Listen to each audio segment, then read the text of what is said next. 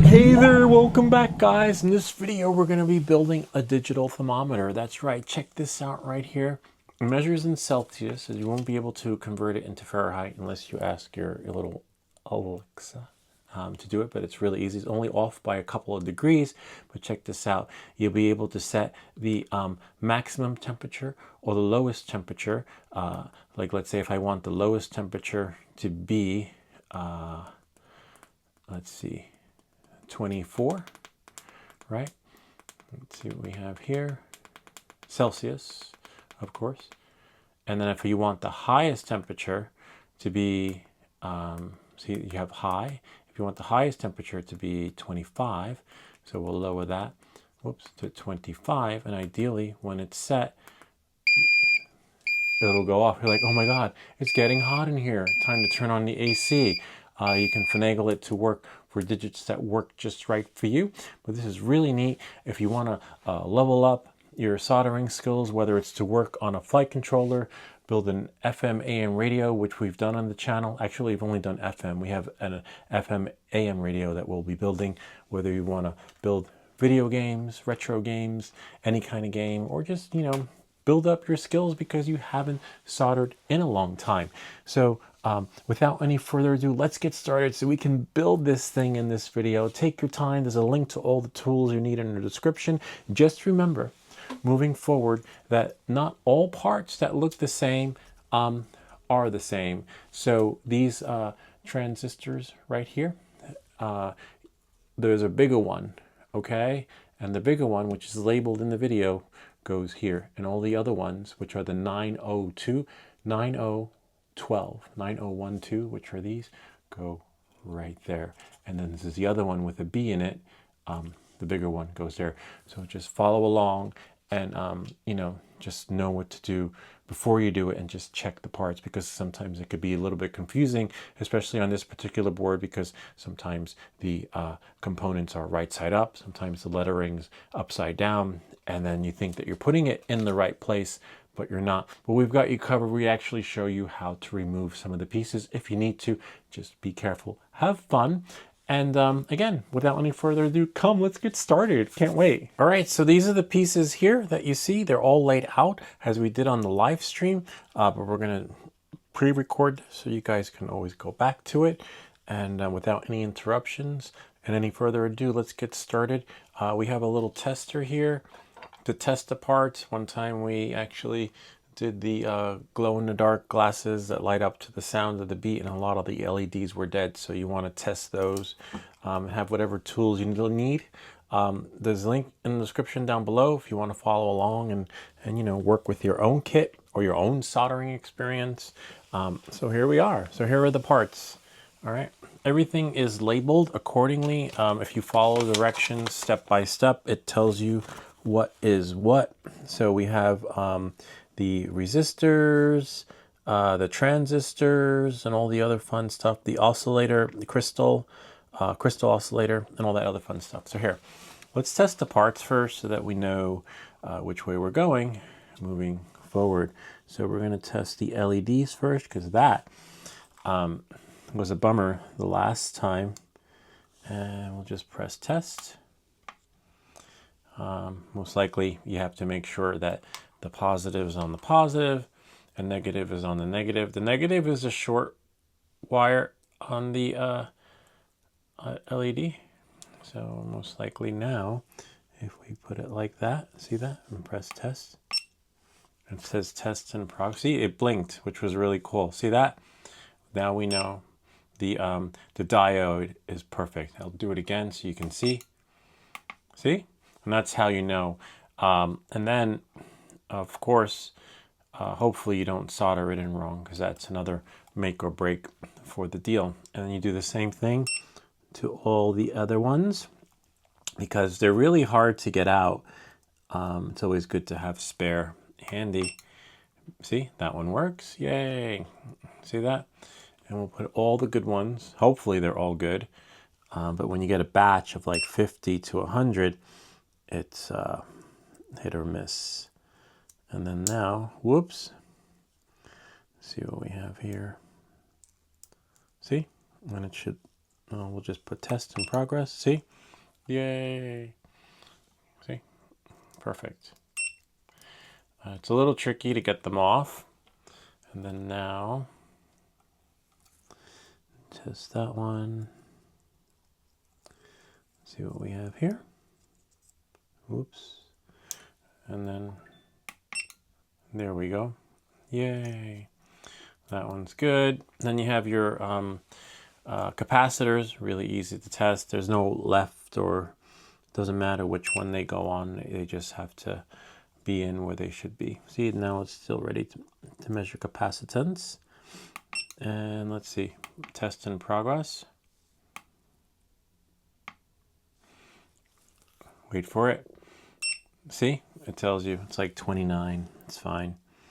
And then we'll put that one here. Since we just tested it, we have a few more to go. Let's see what we have here. And do that one. Hopefully it clips on and wait for it. It says test in progress. And it should, see? That one's 30, only one off, but that's fine, no big deal. There's 2, and then we have 3, which is this one right here. Do test it again. Test in progress.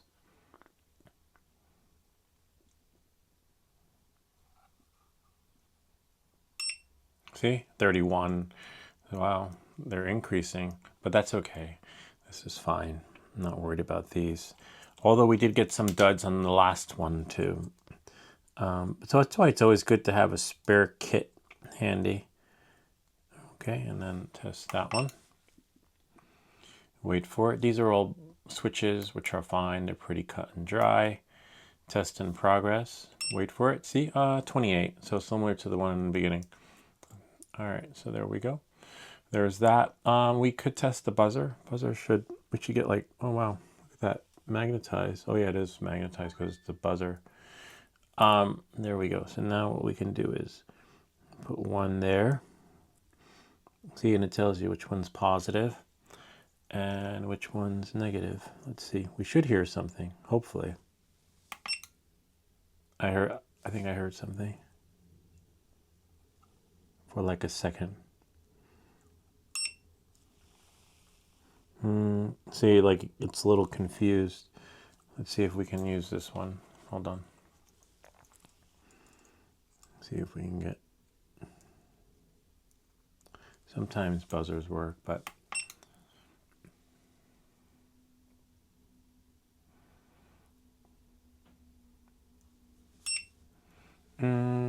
measures is that. Just gonna switch these around and see what happens. And voila. Let's see.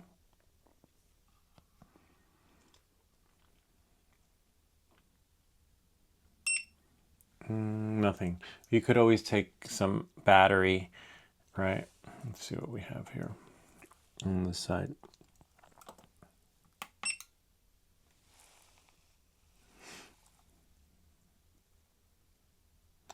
Not enough power, but you could always take something like this, take a battery. Hopefully there's power in your battery, right? And I thought I had one laying around here somewhere, but I guess not. And just grab some wire, positive and negative, just to get the buzzer to buzz. But it looks like we can somehow finagle it. See, you hear that? See? And that's positive, that's negative, and that's positive. You hear that? There was something a little faint happening, but not enough. But thankfully, there's enough space for it to work the magic in between, okay? And then we can put this back in.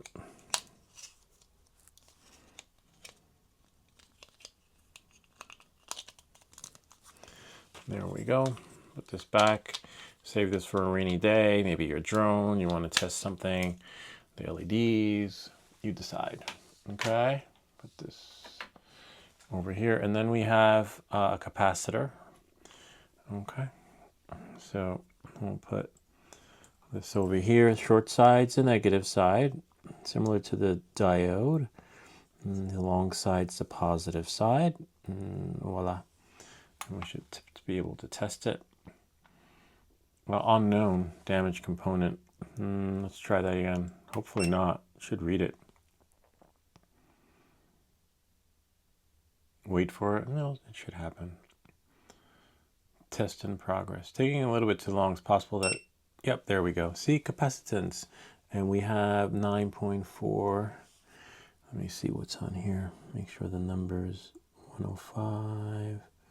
Yeah, 10 UFs. And this one's measuring at 9.4 UFs. So pretty close, right? May not be 10, but off by one number. And you can follow along by looking at your parts and the chart here, okay, to see what they'll measure. Or you can get one of these things. I'll leave a link to that in the description, and then that'll tell you what everything should measure to. With these, you have 3, okay, so we have 1 and 2 will be the middle, if we can get it in there. And last one, 3, which is on the other end. And then hopefully, if it gets in, then press it. Test in progress. See? Voila. You can see it's a transistor. Isn't that cool? And you got to do the same for 1, 2, 3, 4, 5, 6, for all 6. Because if one's a dud, you could always send it back to Amazon, but you're pretty much will be in a pickle if you don't test them and then the unit doesn't work. Then you're pretty much going to be left troubleshooting it you're going to basically be doing this on the board, and you don't want that. So yeah, it seems tedious. You're like, come on guys, get on with the soldering video. But it doesn't really work like that. You gotta do it right. Because they're going to tell you to do it at Amazon anyway. Like, did you test the parts? Like, we can send you a kit. Usually Amazon has a no questions return policy though. So we already have one here. So you should be good in that sense. See? Yay! So now the hardest part is taking them off. See? And then just, voila, that's 2. Oh, then we have transistors too. And we already tested that. Okay. So we have 1. Then we have 2. And then we have 3. Test that one. If you've been following me, you know that we did this once before and didn't test them and wound up sending it back. And then we tested them. And then we still had a lot of dead ones, but we had extra ones from another kit, which actually worked in our favor. But again, if this is your first soldering job, you don't want to spend time troubleshooting. But if all the parts are good and it doesn't work, it might mean that some of the joints might bleed or be bridged together. Bridge just means that they're touching and they shouldn't be touching. Okay. And I'm just going to do that one. So again, as tedious as it may be, just got to do it. That one should do it. We got 3 more after this, and then we have the resistors to resist. See, really easy. And we got that one there. The hardest part is putting them in, flexing them in the direction that they need to go in. So don't be shy in spreading them like that, right? Because you are going to have to spread their legs anyway to put them in, but not all the way. You just have to finagle it like a bad game of Twister so that they all go into the hole corresponding. See, test in progress. 2 more and we're almost done. Okay, see? You'll know if it's screwed up, if the reading's off. It'll just say damaged or something. But you have to make sure that you have it installed correctly. 2 on the top, 1 on the bottom, black negative at the bottom. Or just look at the manual. Or there's actually another video on, I think in the Amazon marketplace that shows you how. Some guy, really cool, I was like, oh wow, really cool. He's just like me. Okay, now we'll test that one. One more, and then we're done. And then we have the resistors. Test in progress. Yay, one more. I have some spare transistors, some resistors, but not capacitors. Again, there's a on Amazon they do sell kits where that come with spare, so you don't have to spend time salvaging it from like an old TV or something. See, and then we'll put one in the middle. Whoops. Put one back in the middle, and then one here, and then one there, and then just press test. And that's it. This is a nice soldering kit because it's short, not as long as the transistor radio, which would probably be like a 2-part series. The next one that we do, we're going to be doing a FM AM radio. All right, that's it for those. So now we have right here 2 resistors. See that? So we'll just go, and it knows. Let's see, do the green. See, like it knows what parts are being tested, which is kind of cool. It can automatically test it. Test in progress. Is my light on? Yeah. See, 10K. Kind of neat, huh? Because I think I remember seeing 10K on the on there. And we'll put this one here on the instructions. 2 10K, and I think the others are 20. I'm not sure. Can't remember. But see, this is another 10K. 2 10K. Yeah. I'll put that here. And then the rest, we'll know. Sometimes they're labeled. You'll see lettering on here. On this one, in this case, they're not, which is fine. Now we'll just do the first one. Low battery. Oh, wow. Powering off. So it looks like I'll have to charge this. No. It's all right, though. We still might have some low power. All right. So let's see. So this thing runs on a battery. It'll have to be charged. But let's try this one. Because remember, that's why when we connected it to the buzzer, I heard something, but hardly heard anything because it was really faint. So we plug it in and charge it. I trust these parts right here. See, the resistors are 2.2K in value. And just go to the instructions and double check. Yeah, 2.2K resistors. See? I said 20, but I was wrong. It's 2.2K right there. So we have 1, 2, 3, 4, 5, 6, 7. Hopefully, if we're lucky, we can get it before the battery runs out. But again, I trust that these will do justice because the internal power is powering the LCD screen. So you just charge it, but I think we're good to go. But you get the idea. So if it doesn't work, hopefully by the time it's charged, we can still troubleshoot it. If not, we'll be out of luck. And then you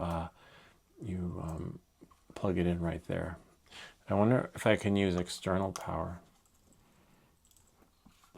Let's see.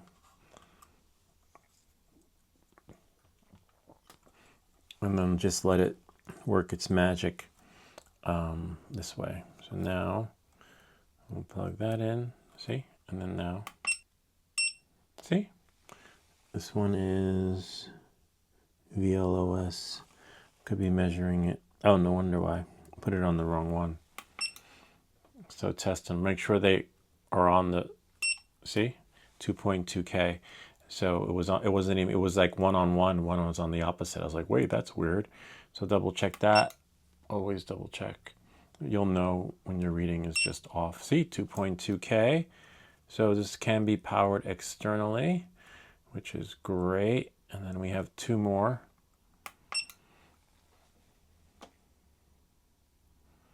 See, 2.3. That's okay. Just 1 digit off. It's not going to make or break the deal.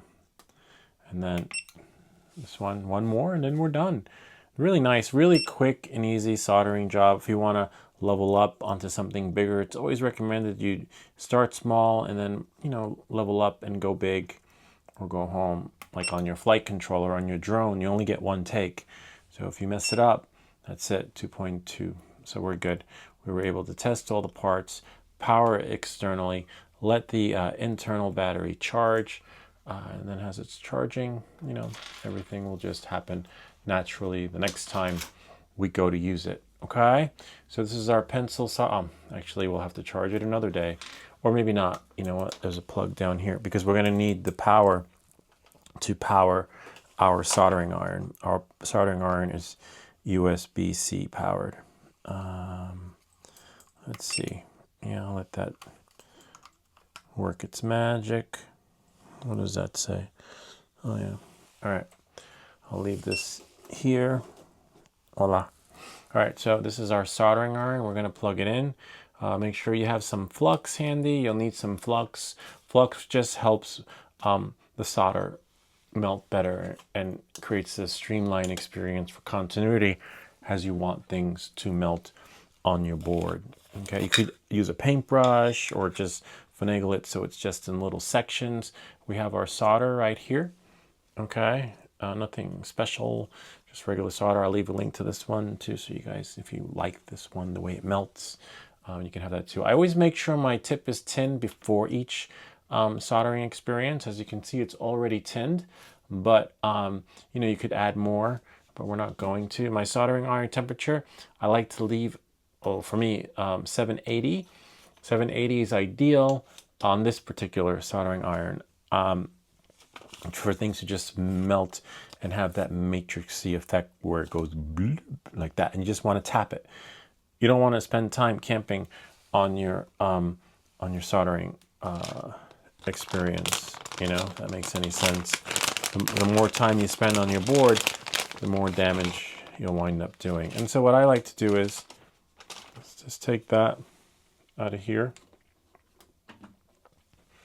and sometimes as long as the brush is cleaned, or you have other ones somewhere around here, it's a little bit gloopy, but I don't know where they are, to be honest with you. These will have to do. Sometimes the kids like the paint brushes, which is fine. It just means I have to get more, or find them somewhere, but nowhere to be found. So I just like to take, and that's going to help melt the solder, create a streamlined experience to just get flux. This is flux, and really nice. Look at that. Looks like lemon paste, but it's not. So be careful. And we have a fan that you might want to use. In this case, I may use the fan. See, I'm just putting the flux, just putting it in. It's going to help the solder go bloop. All right, see, that was it. Now you want to close it so you don't cross-contaminate it and get solder in there or other remnants like dust. Let's just streamline it. I was like, where's my other brush? Well, I have one here, but I had more somewhere. It's fine though. All right. Knowing that, moving forward, you see your transistors go there, the board goes there. I like to put the pieces in according to how they might go in. You might need more flux because, as you can see, let me put it like that, lean it there. We'll put these in first. So these are the resistors, or we can just follow along with their instructions and see what they say, but sometimes it doesn't work out that way. Install the 2.2K resistors at R9, R10, R11, R12, R13, and R15. See, it tells you right there. So we know that there's more than one. So these are all of them right here. So we'll install those first. And as I was saying, sometimes it's better to follow the instructions and sometimes not, because if they had said to put the LCD in or the chip in first, that's a little bit tricky to finagle, especially when trying to solder it and lay it flat. You'll see in a second. I'll explain to you why. R9, R10. So sometimes with this, you just want to bend them like that. See that? And there's no rhyme or reason which way they go, but you see that red? I want to put all the red going in that way. You could put it in any way you want, but because it's going to measure the same thing no matter which way you do it, but I want all the reds to be a particular way. So R9, R10, R11. So now we have to find R9, okay, which is, sometimes they point to it, and there's R10, okay, which is R9 right here. So what we'll do is we'll put the R9, see, and then slowly put them in so that they finagle and then just work. See that? Just want it to be nicely in there. There's R9 and R10, which is right here.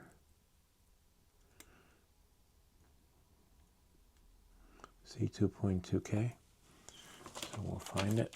So just bend them accordingly. See? Might get some flux on your hand. R10. Don't confuse it and put it in the hole of the chip. See? R10. And then we have R11. Okay. R11. Let's find R. And sometimes it doesn't happen in sequence. In this case, we have a few here, but I think the others are going to be somewhere on another side of the board.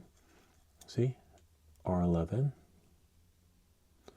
And then we have 3 more after this. R12. Make sure, just double check. R12, R13, and R15. Okay, R12. And then we'll find R12. See, R12 is right there. So the first 4 nicely go into a row. See? See? And then we have R13 and R15. So it skips 14. And we have one extra. R13 and R15. So now we have to find R13. Just going to put that in so it's nicely. So let's find R13, okay? Sometimes it's tricky because the numbers are upside down, like R14's right there, but it's a 10K. Okay, so we need to find R13 and R15. There's R13 right there, 2.2K. Okay. There we go. Really nice, quick soldering tutorial. R13. Just goes right here. See that? And then the next one is R15. Put the spare one over here before you put it in. If you get mixed up with many resistors, just measure it, and we know that's 2.2K, okay? Because now we have to find R15. All right. So now, where is R15? That's an R14, but we don't need R14. So now, let's see. R15 right there. See that? Voila. And then now, there is R15. Yay! But we're not out of the ballpark just yet. Still need to solder them in. So now we only have 1, 2, 3, 4, 5, 6. Double check. 1, 2, 3, 4, 5, 6. Interesting. So we have one spare right here. One little spare. Why? I don't know. But that's okay. Now the soldering iron went to sleep. So this is where things can get a little bit tricky. You're like, wait, my stuff isn't melting. So use that time to press the button. Wake up your soldering iron, right? And then just go here and spread the legs of the resistors, right? Because you're going to have to get in there with your soldering iron. Some of them might be crossed, but as long as you spread them, you'll be able, they'll hold. They won't like fall out or anything like that. And I like to, if you don't like the way they are, like like this. I want them to be straight and look pretty, right? So then what you could do is lay it back upside down, right? And then take a piece of, what do they call it? Painter's tape. Take one here, one there. And then now flip it back over. See that? And then just make it, I mean, you don't have to. I just want it to look nice, you know? These two look pretty good though. And you can do the same thing with the other two. And you could reuse this. It's not like, oh no, I can't reuse it. No, see, now it'll just look nicer that way if the pieces are held. So this one fell asleep. Gotta wake it up. It's at 516. Remember, I like 570 on my, for this one to work its magic. And then we just tap it, okay? That's it. Just tap, tap, tap, but 615. And we need it to be at the ideal temperature, okay? And 660. Still have another 100 points to go, another 100 degrees Fahrenheit. It's getting there. See? Maybe 700 could work, but you'll know if you just tap it. Nope. I wasn't able to tap it. 750 maybe. 750 possibly. Yep. Yay, so you got 1, 2. Sort of need to use this thing. Sometimes it might glob up at the tip, but that's all right. We're just tapping it. Remember, no camping. Sometimes, depending on the board, depends on the experience you'll have with the soldering. See, we got 1, or even the angle. The angle also will determine the experience too. See, that's 2. That's 3. Tap it. And then we have 4, which is right here. Right there almost. There we go. And I can try and get the other one, finagle it. There we go. 2 more. Oh, wow. That was weird. Not sure what that was.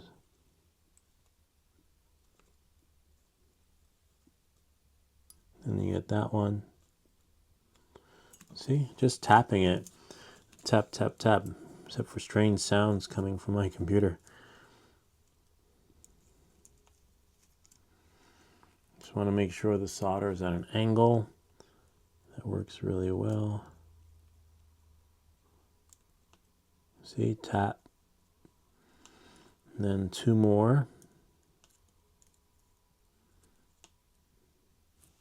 Sometimes if it blobs up, just do that, and that will help with the tinning experience too. So the extra goes a long way. See, tap. 2 more.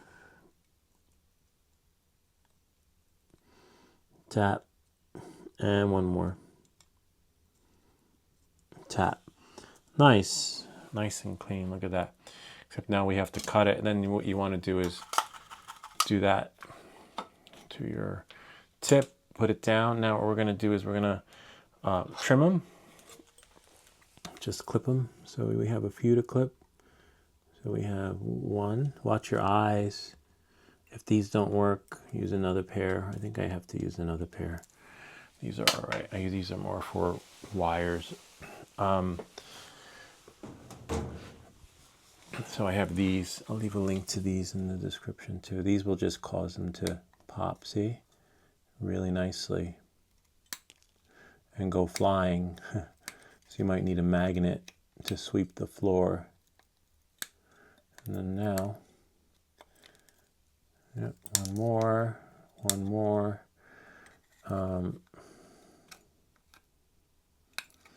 And last one. See, everything's nice, flush, and clean. Really nice. No time camping on the board. This one's magnetized, so it's easy to just do that. And then just, you know, don't poke yourself because it does hurt when you get nicked with these remnants of cables. Okay. Now you're going to probably put that here for now. It's a little magnetic strip, so I don't have to go crazy looking for it. And then now it says to put in the, except just make sure it's not too high so you don't poke yourself. Install 10K resistors on 14 and 16, which are only 2. Okay, so leave them together, right?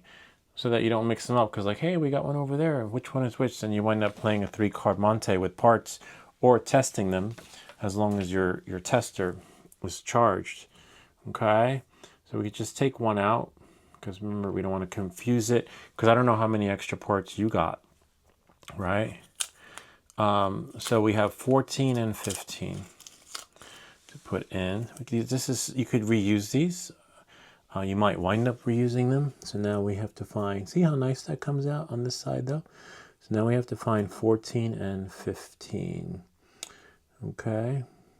It's a tricky part. Was it 14 and 15? No, sorry, 14 and 16. I was like, wait, because there's already one in 6 and 15. So we have 14 and 16. Oh, here's our 14. See, it's upside down. Really weird. So that's going to be the 10K.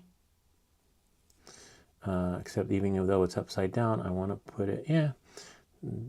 I guess it can just go in the way it goes in, because the color code's never going to be the same on these resistors compared to the other one. But I want these to be lined up. So we have R14 and R16, okay? So now we have to find it, 10K right there, R16. So now we can take the tape off this one, okay?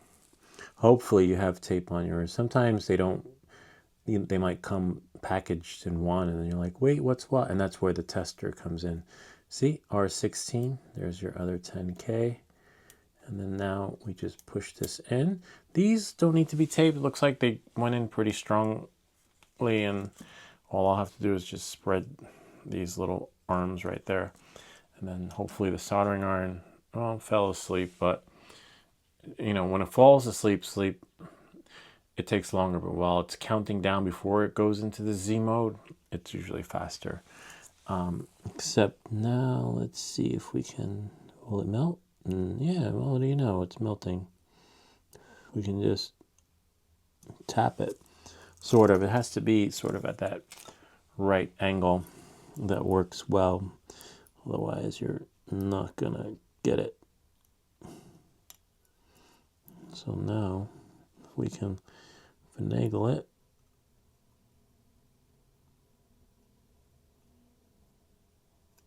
Got one. That's why you don't want to spend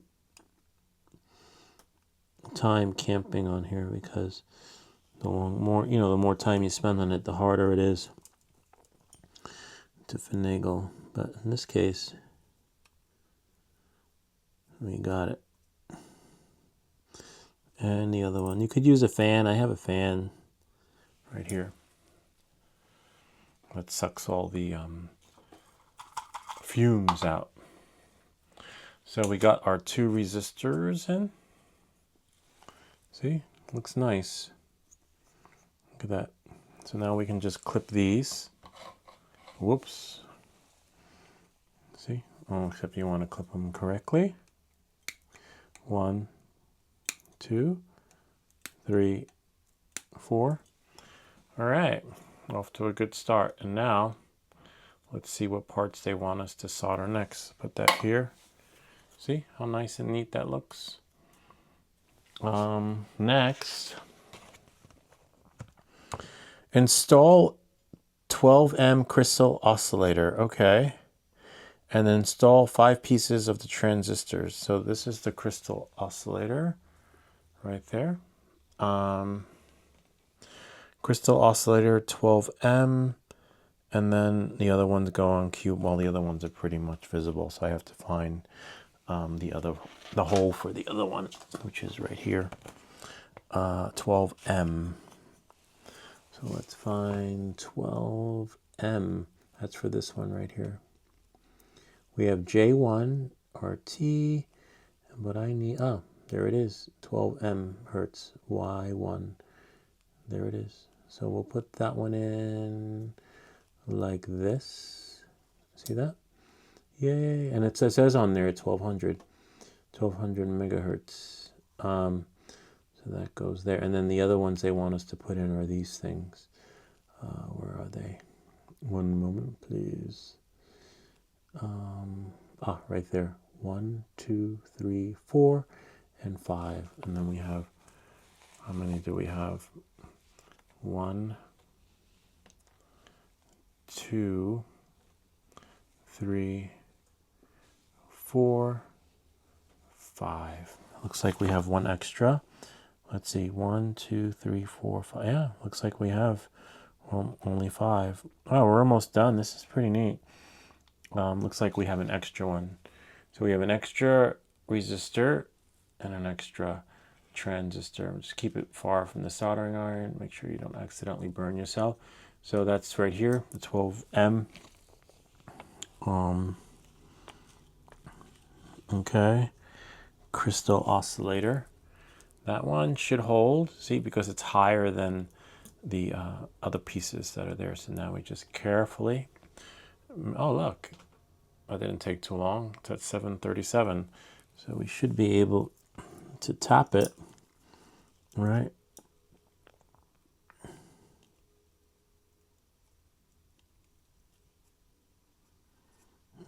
And see, it has that matrixy effect where it just went bloop. Nice.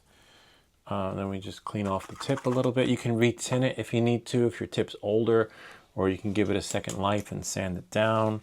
I have a video that shows you how to do that. See, voila, now we got that one in nice and evenly.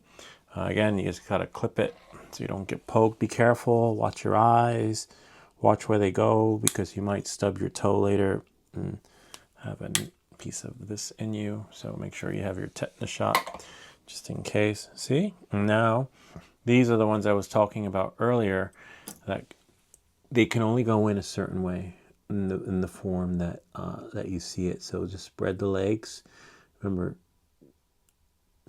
otherwise you're going to ruin it. So you see the back side is curved, and this part's tricky just to even get them in their holes. So we have one. See how the front part is flat? So there's one, and then these you can just put in. It's going to be a little tricky. Oh wow, bummer. May need tape on the other one. I'll explain why later. Not these, but because these will hold themselves in. But if whatever's going to go there, because this is higher than that, so you want it to be even, so we might need tape. That's why sometimes, even though it says this part next, but ideally probably this would have been better because it's flatter and lower than the part that's going in. So for example, look, if I put this in where the dots go down like decimals because they're numbers, and then if I put this in like this, I've just got to find the holes. That part's a little tricky, but you see, it's in there, but I'm going to have to hold it with tape because look, it's going to drop because these are higher. And that's why sometimes it's, you know, you follow along, or sometimes you just, you know, run to the beat of your own drum because it doesn't make sense. So in order to hold this in, which as you saw was hard to put in, we have to use just tape, but we can't cover up the other part. So now the tape's holding that. So then when you solder it, you'll be all right. It's not gonna fall out a little bit, okay? And so that's why this should have gone in first. But we're gonna put more tape before we solder it in and put tape on that side. Okay, this is really cool. Little temperature thermometer. Like hopefully it works. You can see how many degrees it is in here. It's too bad you probably could finagle it so that you can power it with a battery, but unfortunately it comes with an external power plug. Or you can just jerry rig it. And then one more. And you see, it's good that you got extra parts. No, we don't have extra parts. The other one goes there on Q5. I was going to say, it's good that you have extra parts. Sometimes they send extra diodes, extra LEDs, and then you just, oh, I'll just use that one. But in this case, we got no extra parts. So we got what we get. And then this one, maybe it'll hold. If it doesn't hold, don't worry about it. But before you solder it, just check it. See how it's flat there? So flat facing, you could put them in wrong accidentally. I've done that before in the past. So, you know, sometimes that happens. See? Yay, voila. Now, I could push it down. You could probably push it down a little bit more. But remember, you don't want to spread them too much and break them, but just enough so that they can work their magic. Make sure they're in correctly. They all measure the same. So there's no, like, it's not like it has to go in one here, one there. They're all the same. Okay. Oh, yeah, we do have one extra one. Interesting. So now we carefully flip it over. They're not coming out because the legs are like that, and they're just holding themselves out there. All right, so now there's another tricky part. Just requires a little patience. Look, we're almost done. Just the buttons and the capacitors and the LEDs. Kind of neat. And then making sure that we solder our joints correctly. You know, there's one. Remember, you get 3. And then we have 2. Just sort of finagling it so it gets that angle and everything just goes bloop. Just don't want to breathe in the fumes. We have a fan. Works really well. That's one in. And then we can do the same with these.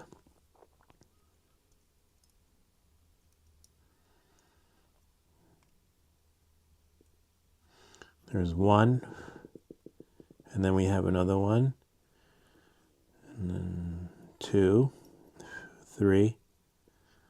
And then we have to do the same again with the others. Make sure nothing bleeds. It's a little tricky with these. There's one. Then we got another hole over there. So you might have to turn it. Watch your face and your stuff, and you'll be all right. You could clip the holes if need be. See? And then we have there. Like if you need the space. See? Voila. Just tap it. Tap, tap, tap. And then the other one will go tap, tap, tap too.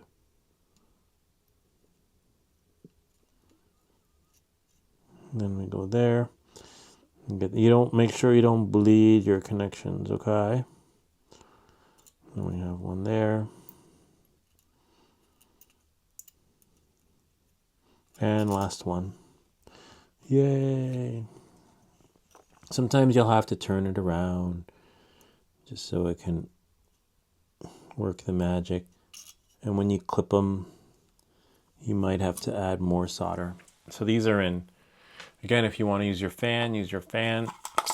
Whoops, don't break your stuff. Watch your soldering iron. Okay, and now the fan is back here. And the reason why I haven't turned it on is because it's a little loud, but see, kind of neat, huh? We can filter it from here though. Then you won't hear anything. Let's see, so now now you have to clip these. See? Let's see, we'll watch your face. You don't want these to poke your eye out or get a piece of metal stranded in there. And then now, and see? And voila. And then now we have some more, a few more.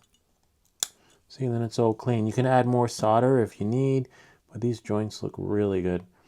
And nothing is bridged, which means that connecting, and you don't want that. And then just use that time to take these off because you don't want to mess up your soldering connection or your cutters. Whoops, that's not going to work. So again, with this one, looks like, yeah, see, we have to push it in and hold it with the tape because otherwise it's going to be a defunct soldering job. So we take that extra piece of tape, see, and then we jam it in there. Whoops, remember, it's okay because it's going in the other way. See? And now it's holding it. And now we got to work the magic here. But make sure, I'm going to undo the tape even though I just did it. The dots are there. See how there's a dot there?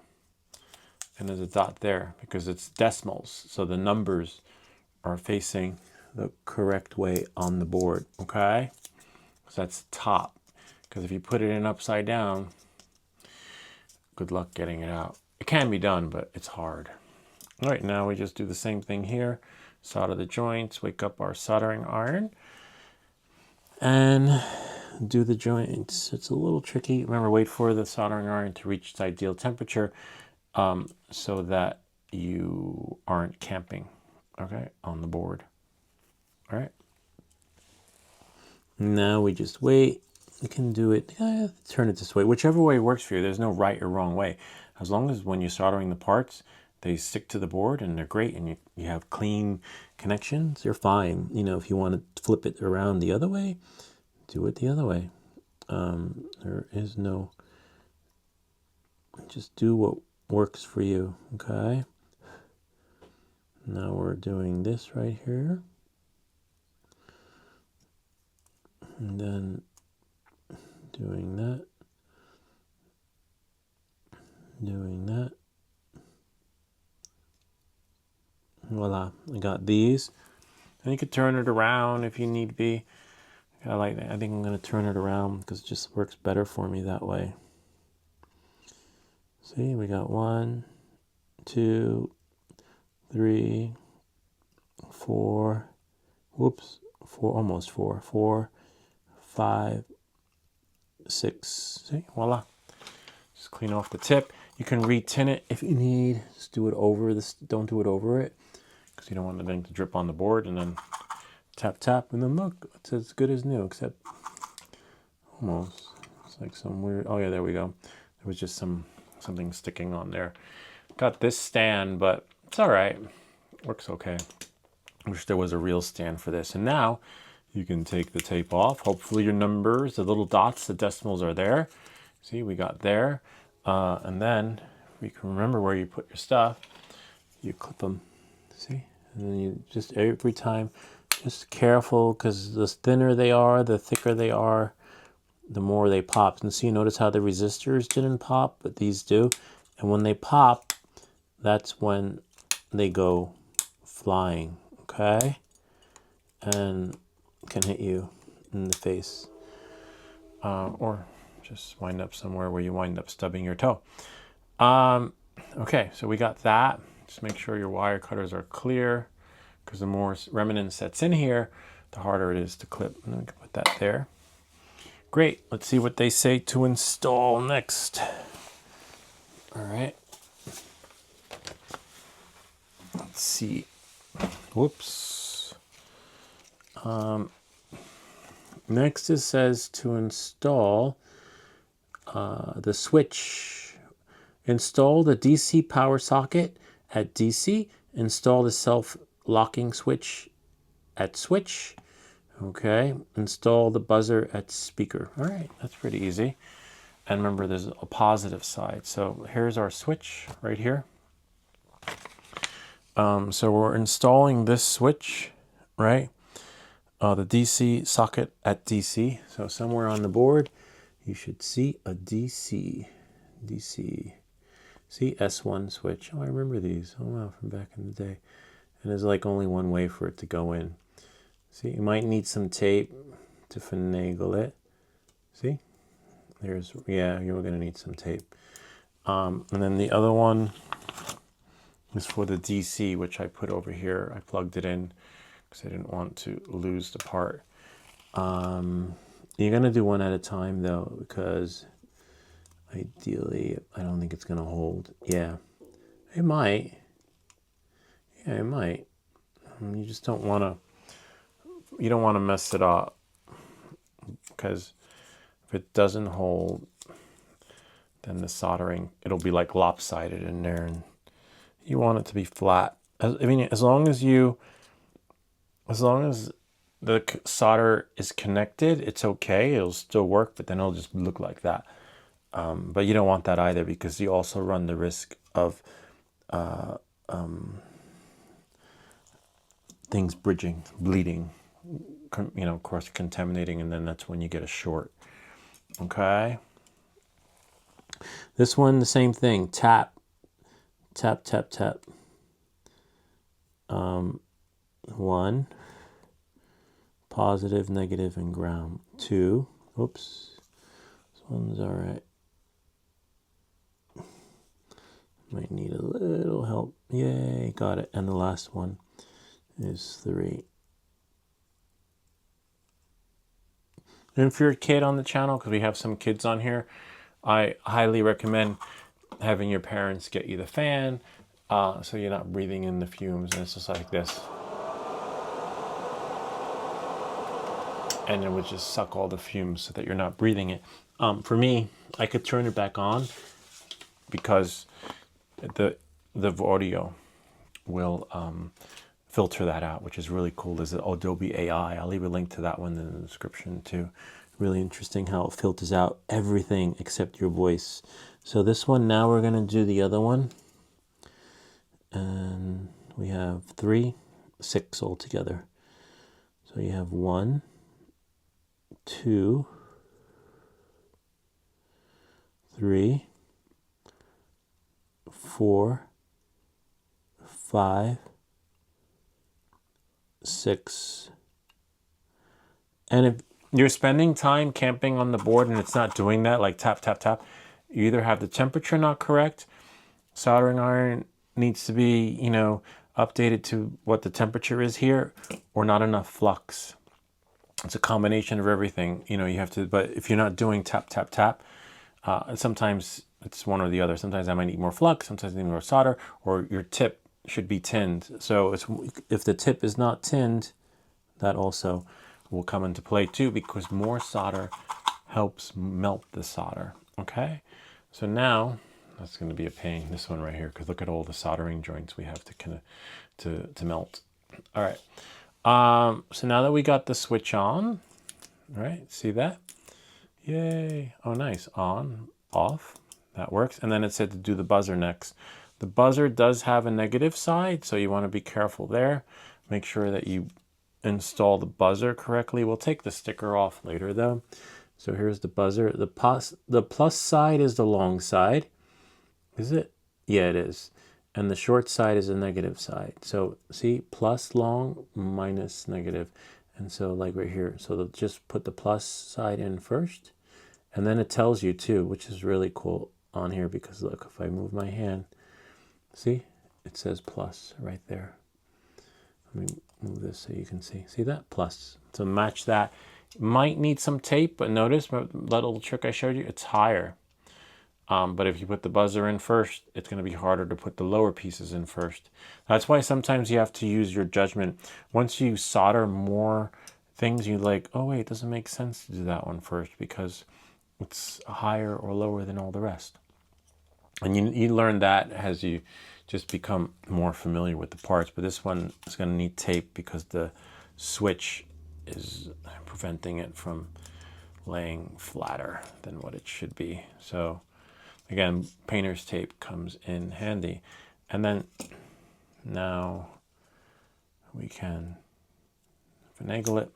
Hopefully, look, hardly fell asleep. See?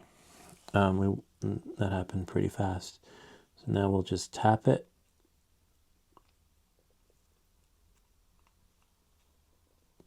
Soldering iron just woke up, so sometimes it was at 750. It's ideally 780. See? And voila. Yep, there we go. Could use a little more flux, but it's fine. Sometimes there's flux in here, but you need the flux on the board to work the magic too. We're almost done. See, and voila, there's our buzzer. It's flush underneath. A little disappointed that there's no, you can't put a battery adapter on here. You have to power it through your computer or something, or another USB thingy. I mean, again, you could finagle it, probably splice the wires and get the correct power source that you need, which is probably 5 volts. We'll double check that. But look, so far so good. Kind of neat, huh? Stick to the list, right? We did that, the buzzer. Oh, now this thing right here. Wow. Install the 40-pin IC socket. Okay. And then install the STC microcontroller chip. And then direction of the dot, which is fine. And then after that, install the 18B20 temperature sensor. We'll get there. One thing at a time. This is going to be tricky. I'm not a big, because I hate when you're installing these chips, and ideally you don't want to 40 pin. There's only one way to put it in, but sometimes you wanna put it in like this, but I don't, and then solder it because I don't want to put too much heat on the board. And remember, this will hurt when you get pricked, so be careful with this. So we're just going to match it up to make sure that it lines in, but we're not going to put it in until later, because we don't want to apply too much heat on this chip. You know, we'll put it in after that. So that's why this is the hardest part, lining it up, because you see one part goes in, one part doesn't, and it only goes in one way. And I've been pricked with these things before. It is painful. These are fine because they're going to go into their hole. Okay? It's this part here.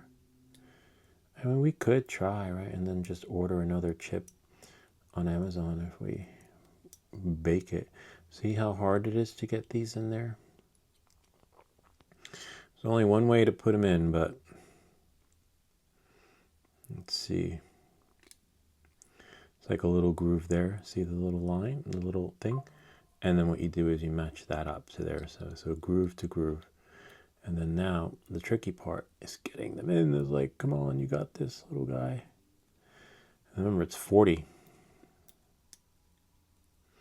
You can bend them until they all go in the way that they are supposed to. See, I got one side. Oh yeah, I did get one side in. Looks like we got this side in, right?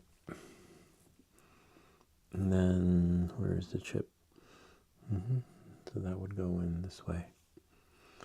But we need to get it's like a bed of nails, to be honest with you. Just carefully watch it.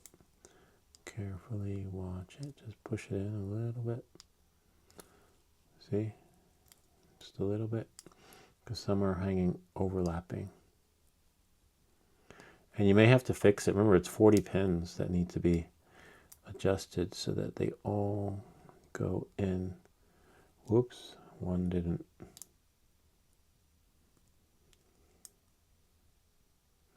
Almost.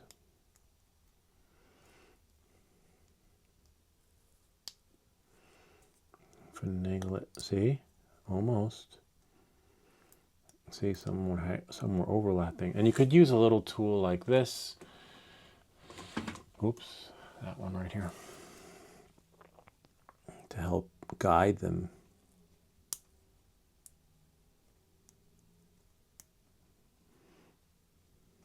See? And then now, make sure you don't bend them though. Damn it. Bending them is fine, but the part that goes in, it can't be bent.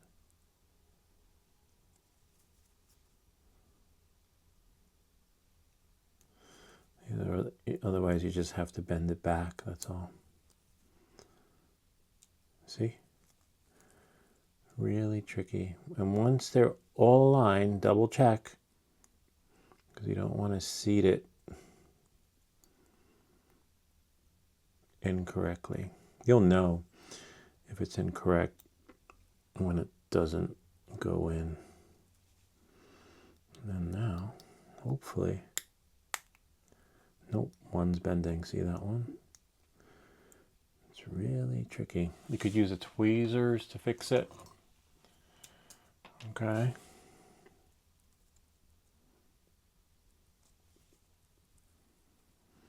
And then now, hopefully, double check all 40 pins, because one side will go in and one side won't. And they can very easily break. See that? We got one side in, and then we'll see if we can get the other side in. Because see, it's not all the way in.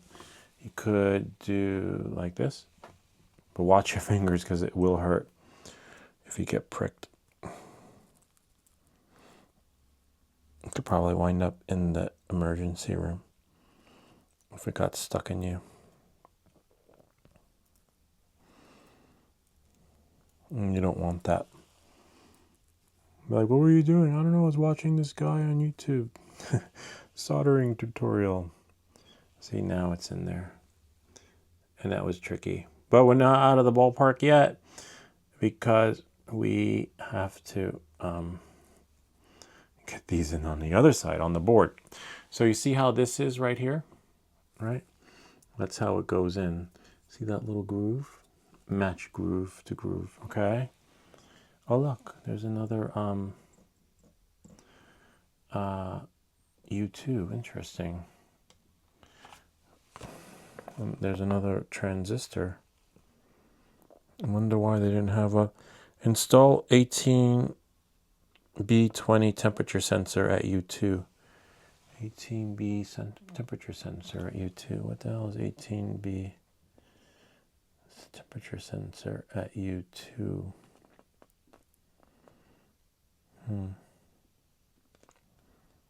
Oh, I see. It's a different. Looks like a capacitor. I mean, sorry, it looks like a transistor. It looks like, I don't know why they call it temperature sensor, but that's this right here. And these were, where are they? See, 5 pieces, 9012. And then you have another here.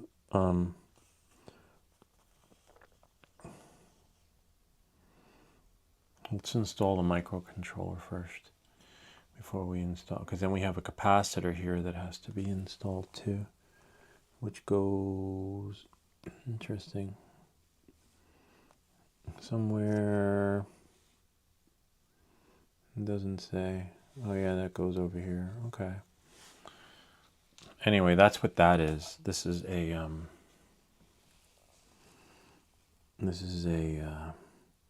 transistor, but it goes right there. There's a temperature. It looks like the same thing. Yeah. See that? But it's just different. Just weird. All right, so let's do this. Let's do the chip, the brain of everything. Okay. Remember, line it up correctly. Remember, 40 pins. Okay. That's tricky. Oh, nice. Almost going. You could use that tool if you accidentally bent some. So it looks like these need to be bent. You could line it up like that. See? Voila. And then you can just, voila. Now, that should work. It should go in. Yep, voila, yay. And now we're gonna need tape, because you could see that's lower and that's higher, so it's never gonna work. For this, I might use a fresh piece of tape so that we know it actually sticks, and we don't wanna second guess whether or not it's gonna hold or not. We wanna know that it's going to just work its magic. Okay. See what we have here. All right, see, so now we're just gonna have to go all the way down. Okay, work our way down. wait for this to get to the ideal temperature, especially when working on the chip, because you do not want to camp on it. It has to get to 780. Mine, whatever yours needs to be set to, that's fine. That's the capacitor. Most likely we'll go in later with all the other capacitors. And then now we can just do 1, 1, 2, 2. And again, it's at 602. I want it to be 780 before I actually think of touching that. Okay? And ideally you want to put the solder in the hole, the connector, and then put the chip in, but we're just doing it differently. That's okay. This way you know, because if you're new to this, most likely you'll be camping out on the board, and that can just, cause things to go south if you're not familiar with what the experience should be. 750. Again, when working on this, it's got to be 780. If you're doing it my way, if you're putting the connector in first and then the chip, don't worry about it. But I'm just gonna tap. See, 1, 2, and see, really fast, and then 3. This will be really quick. See, everything just happens at the tip, at the tap, tap, tap. The only thing I'm doing wrong here is probably not putting the fan on, But you see how fast that is? Just tap, tap. You could do like that too and then go across, Tap, tap, tap, tap, tap, tap, tap, tap, tap.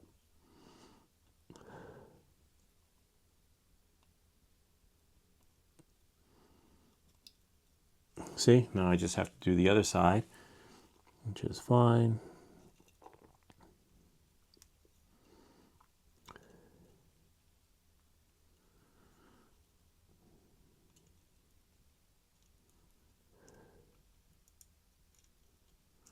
Tap, tap, tap.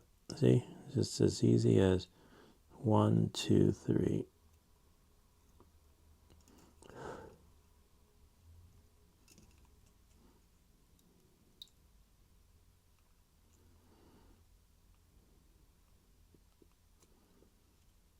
See, voila. Just want to see what that other part is, though. Hold on, let's see. Watch your mouse and some foam. Remember, we got 2 extra parts over there.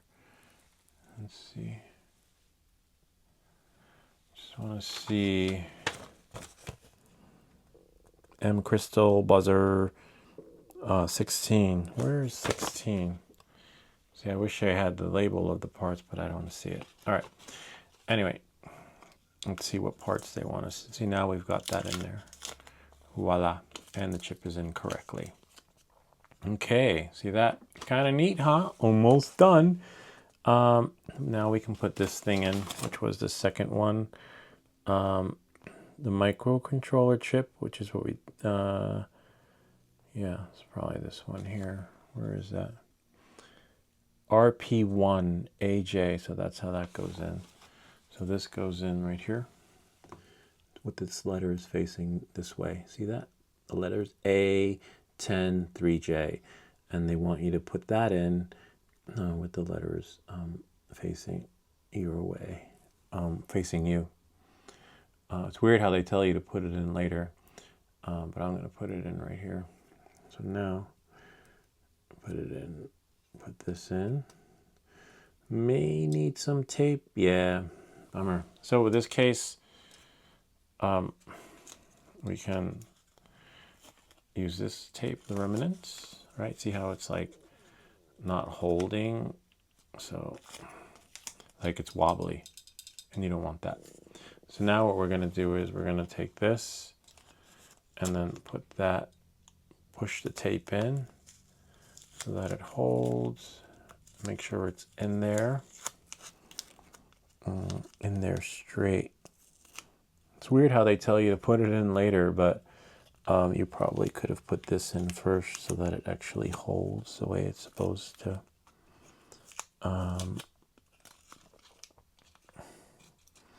Or just finagle it so that the tape does what it's supposed to. See, now that the tape's doing what it's supposed to, now we can double check, right, before you start soldering. And then tap, tap, tap away. This one's pretty straightforward, but don't bridge the connections.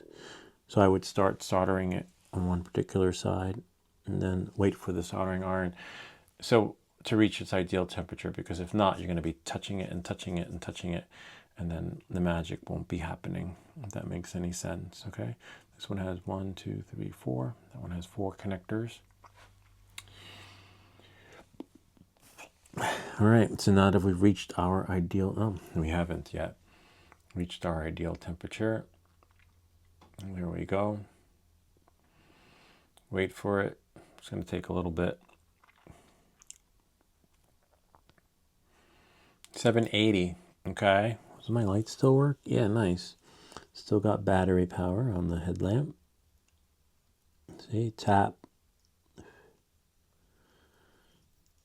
Tap. This one's a little bit tricky because it's so close to the other one. Tap.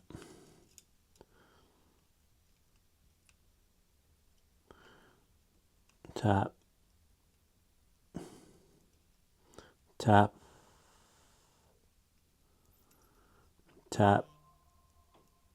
And tap. Voila. See that? Easy, sort of. It's a little nerve-wracking at first. That's why you want to do this before you jump onto your flight controller, you know? Because you only get one take on the board, and if you blow it up, you are not golden. All right, but you'll get there. So now we have that and all the other fun goody stuff. We can put the switches in. And then we have this one here, which is this right here, this little thingy. Doesn't matter which one this goes in because it's like a heat. It's just collecting heat, you know. Doesn't say which side is positive, which side's negative. But this is the 4-pin socket, okay? Then you have the capacitors, and then you have the bigger one, which will go into its perspective. Oh, nice, sort of. This one went right in. Let's make sure it's correct. All right. Just gonna double check.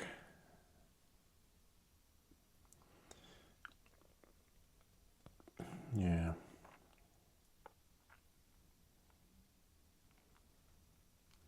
Doesn't say. The longer pin is positive. Oh, that's on the capacitor. But I was looking at the 4-pin socket on J1, which goes right here. I'm just trying to look at that.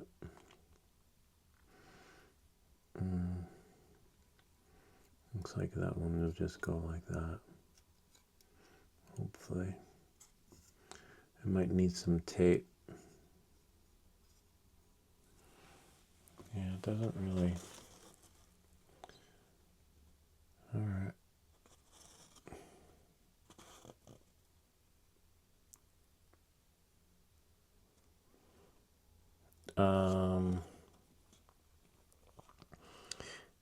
Installation complete, almost, after these capacitors. All right, so I'm going to put some more tape here because it looks like if we flip it over, it's going to fall out, and we don't want that, okay?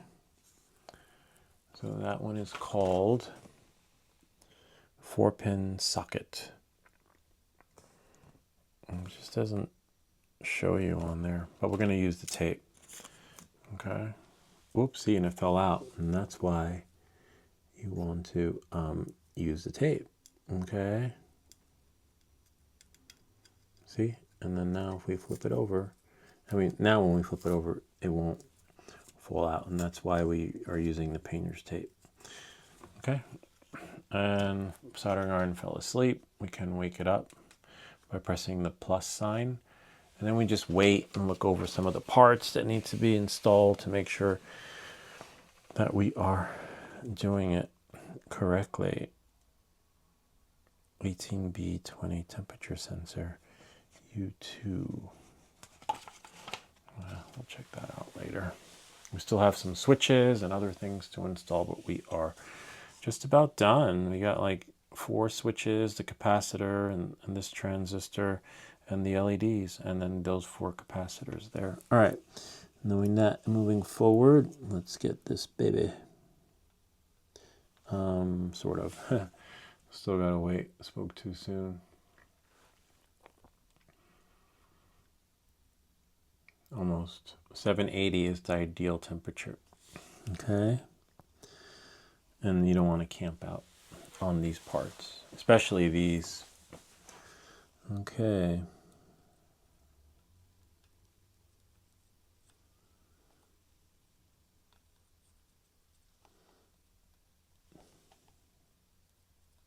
Tap, tap, and last one. Tap. Voila. Just clean off the tip.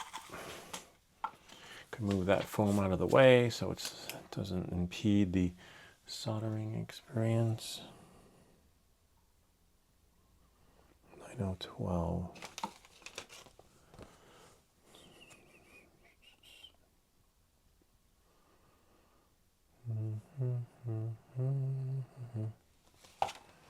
Just checking this one.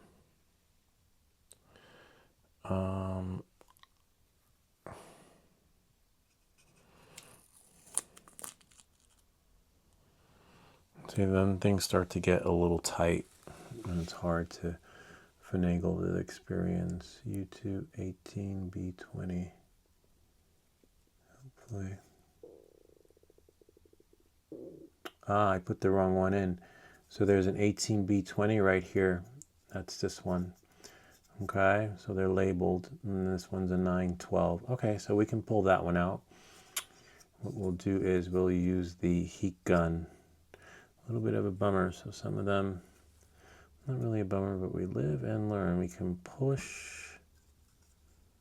Well, that one's not, that's going to be really tricky. We'll have to use the heat gun. Yeah, there's one 18B20, which goes right there. Okay, so not all the transistors are the same. What's that one? And the other one's that one. Okay, so you live and learn. Bummer. That's okay, we got this. Now you get to see what this thing is used for. Okay, and the heat gun. A little tricky, but doable. I'm just trying to figure out how to finagle the heat gun and where exactly the connectors are. But what we'll do is take that one here, take that one there, and make sure we disconnect the, oh yeah, it is bigger than all the rest. Okay. 1, 2, 3, 1, 2, 3. Okay, 2, 2, 3, 3. All right, so then what we got to do is use this. First we'll use this, and then we'll use the heat gun, okay? As long as the temperature is ideal, but we are heat guns down there.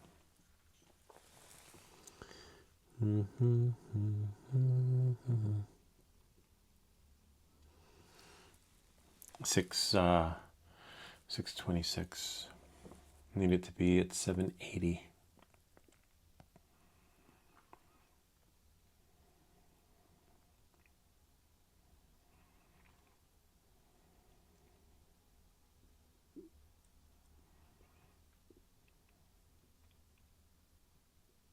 Almost there.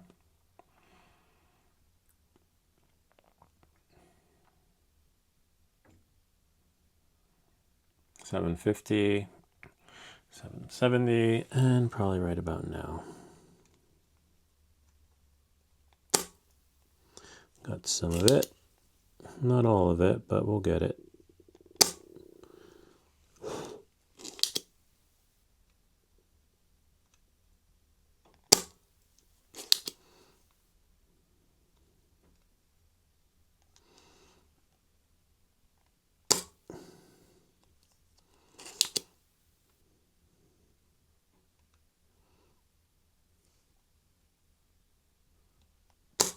Nice. Might not need the heat gun, hopefully. If I do, I do.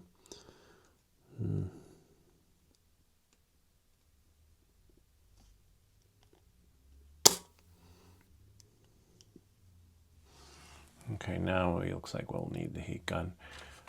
Just gonna clean the tips off here. Then we can, once we get it out with the heat gun, we can just poke it with the soldering iron to penetrate the holes. We'll use this right here.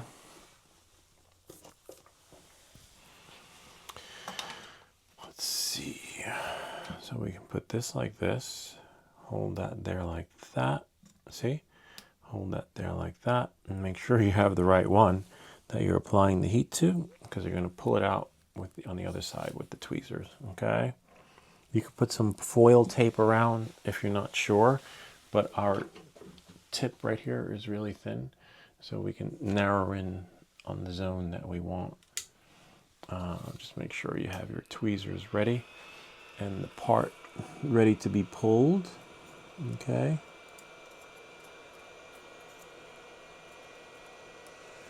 And then now, see, we have the helping hands. And then now we can apply some heat.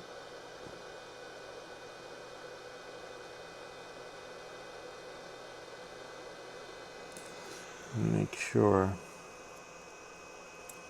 that we're pulling on the right one. Voila. And then apply the heat.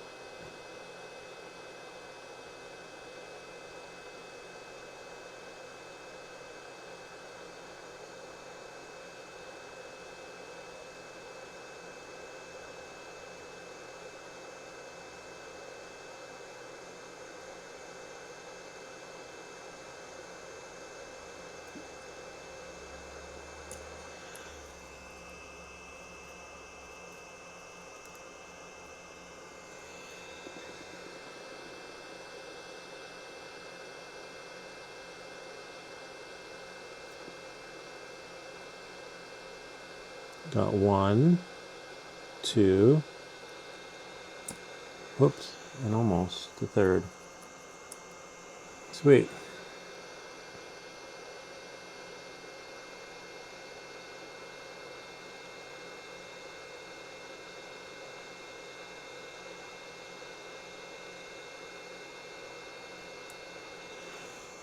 Got one side out, but almost.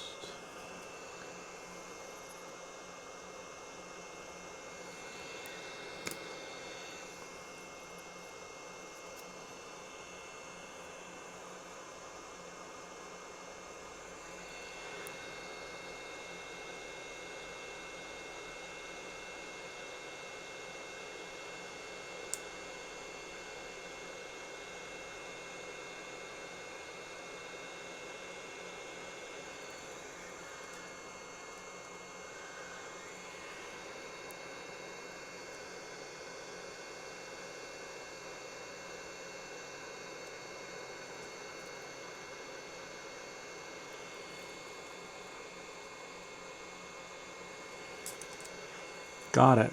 See? Voila. Watch your hands, but always point it away from the board. And now we can put this here. Clean it up a little bit. It's going to drop in temperature anyway. So now we can just use our soldering iron to finagle it. Once it reaches, remember the soldering iron has to be its ideal temperature too. So now the board might be hot. Now we check the hole, right?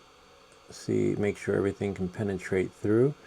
So then what you'll do is get your soldering iron to its ideal temperature. Then we can just poke the holes through and then clean them out. And see, nothing, no damage, nothing.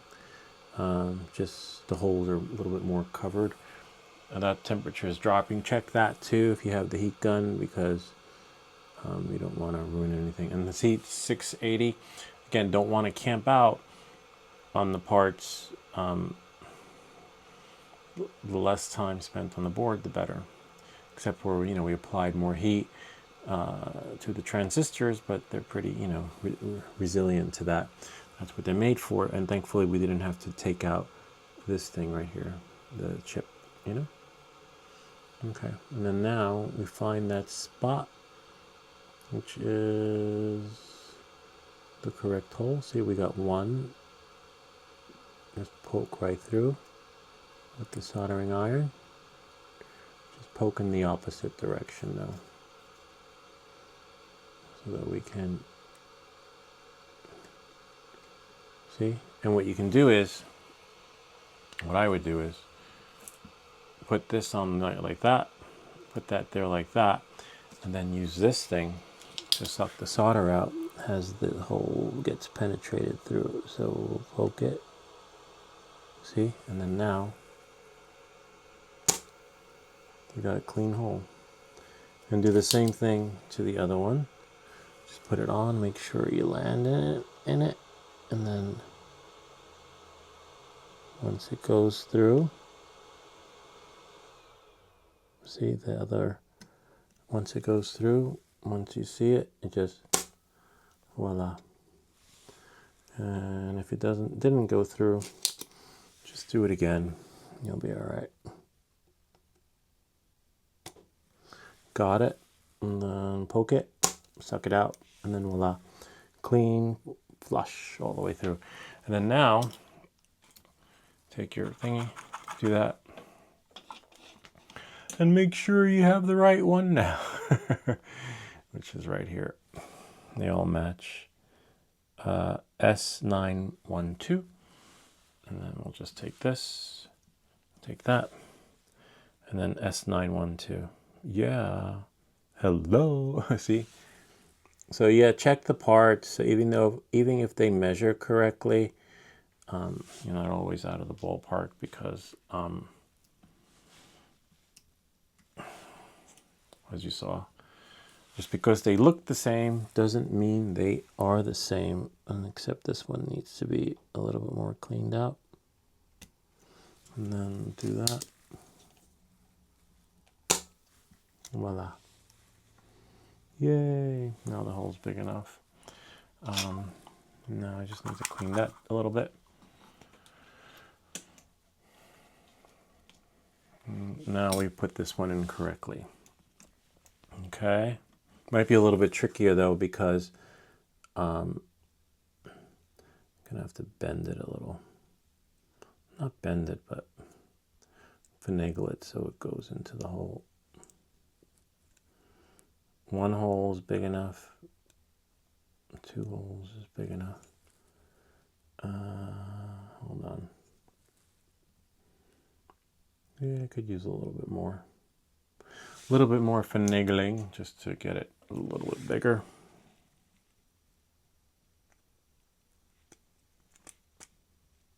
Got it. It's got to be quick.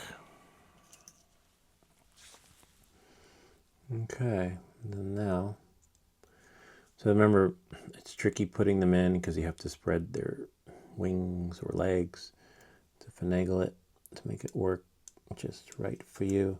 And now that we don't have that space that you normally have in the beginning to put them in, you just have to finagle it. See? Voila. Yay. Remember, it's a 9012, okay?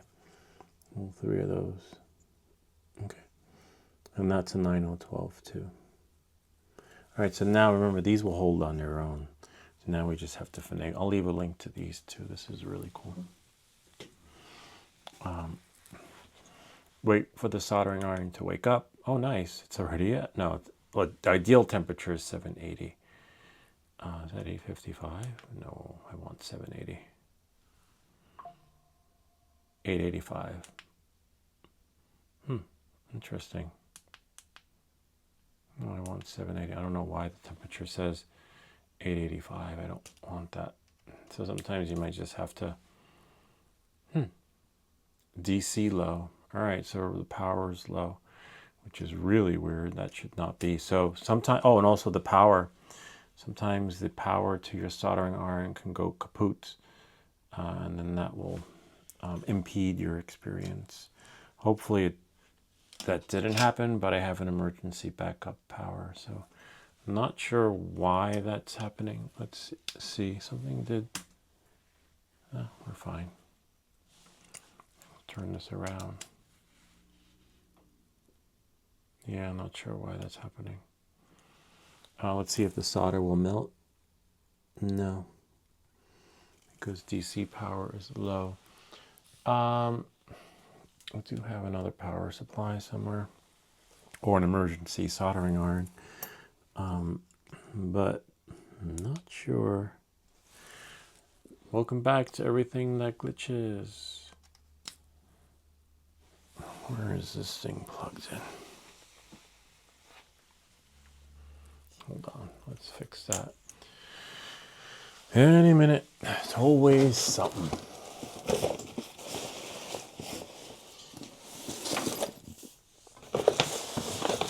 Oh, there we are. Okay.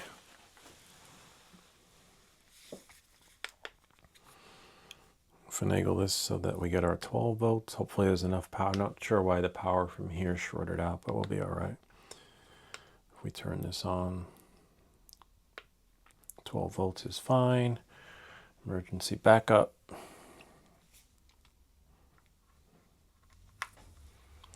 Plug that out. Put this here. And now I'll figure that part out later. Not sure why that happened. Power low. Should turn on. There we go.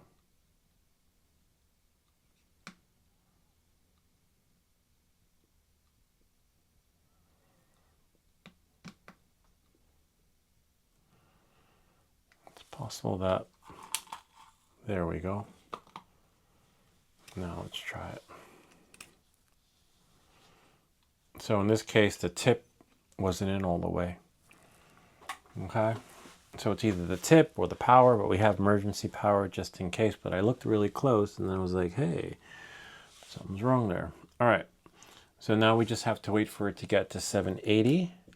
We're almost done. Got one glitch, but we're pretty good. Look at that. See, everything still is cool. Not too much heat applied in places that don't need. So we just wait for that. We got 4 more capacitors. We definitely have to put this one in, so we'll do this one next, okay? We'll just clean it up a little bit so that it will fit into the hole. Get the remnants of the solder off. We can do that by tapping here, see? And then that should allow it to fit through the hole. If not, we have other tools for that. To finagle it. To make it work just right for you. We still have the LEDs. Can't mess those up. Those are hard to get out, and those you might as well just get new ones, because if you put the heat gun on that, it's just gonna melt it. All right, so now let's find the, see, 18B20, 18B20. Nice, this one should go in since it looks like they're just need some help there. The holes are big enough, so the legs just need to be spread accordingly. Don't leave any remnants so that it's not bridged, okay? And so now remember, the curved side goes on the curved side, so make sure you match it, okay? Make sure it's matched. Oh, and we got to solder in the other one too. But they hold themselves in, so we're good there. Meaning like when we flip it over, it should be okay. So I'm probably going to do this one first, the correct one. Sweet. Soldering iron was warming up, but we had to stop. Oh, 770, nice. So this one should be great. And then now we'll just tap, tap, remember, okay? 1, 2, 3, and then move it over so we can get the other one in, okay? The correct one in its correct perspective place. I'll make sure when I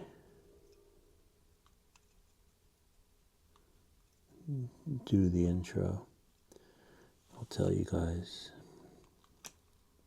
Sometimes we do these soldering tutorials live. I just figured, I'll just do it this way today. I got a little bit too much of a gloop. Sometimes if it gets too much, you can just do that, and it's golden. Yay, we did it. So now, what's your plastic stuff like the mouse and other things? So we're just going to take the wire cutters and snip, snip. 1, 2, 3, and leave that. There should be the third one's pretty good. Everything's good over there. Nice. And then everything's good on the other one. See right here. We could clip him if you want. You could just make it snip, snip a little bit flusher. But you see, everything's clean and nice. Nothing got fried. And then now, see, remember, just because they all look the same does not mean that they are. Install the 3P capacitor. So now we're going to install these capacitors. There should be 4 of them. These little tiny red thingies. There's no rhyme or reason. There's no reverse polarity on them. They all go in the same way. Okay? Anyway, but I want to put them in, for me, all facing the same direction. But you do not have to with these capacitors, okay? Except I want to spread them when they reach at that waypoint. This way they're all the same height, you know, and then I'll use tape. So there's 1, and then the other one.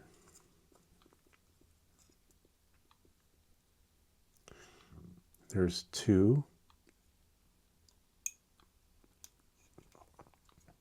2. I want them to be the same, right about there. Same height as 2. Almost. It doesn't have to be exact, but you can if you want. Nice. I'll just do it like that before it cools down. See, 770. You can do the rest in a bit. There's 2, 1, tap. Remember, tap, tap, and then tap, tap. And then we're just going to clip them really fast, like there, like so. 1, 2, 3, 4, and then we still have 2 more, I believe. Yeah, 2 more. Oh, 3 altogether because we still have another one. All right, and now that one goes here. D2, and just double check, right? Don't do like I did.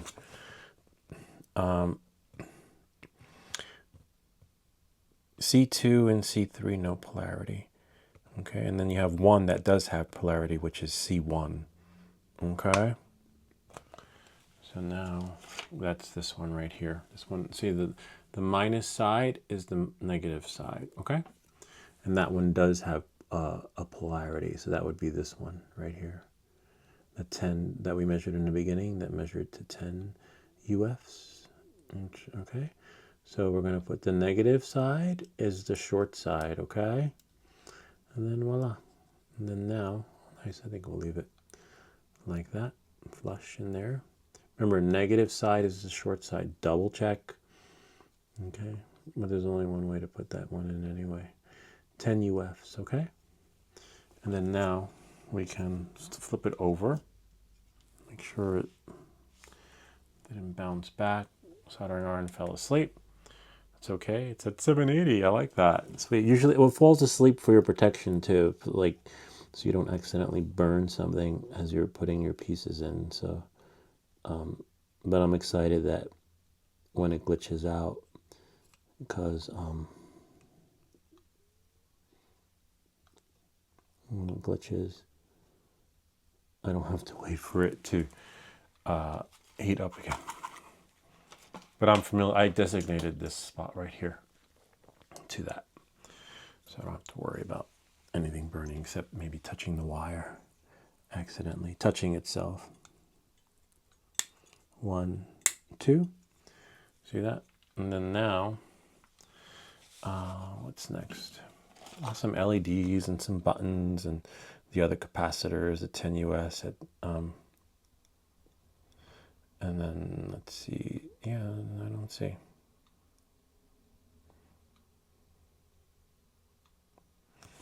It's this one. See, these are all 30. It says install the CP, the 30 CP capacitor at C2 and C3, and we did that. Yep, see, C2 and C3. Okay. And then we installed, did we install it? I think so. What?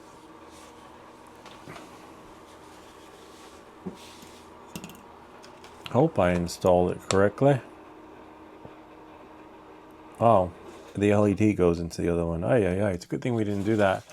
It's okay, this can come out easily. It's really hard to see these, but the C1 goes right there. Okay? So now we just gotta do that. Okay, let's see. Damn it. C1, C2. Okay, we'll take that out. Another piece that it comes out. Spoke too soon.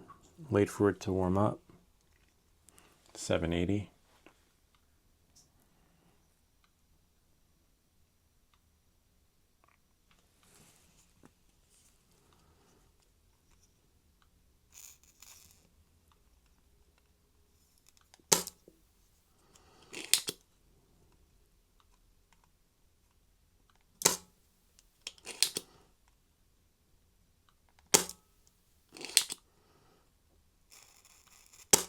Nice.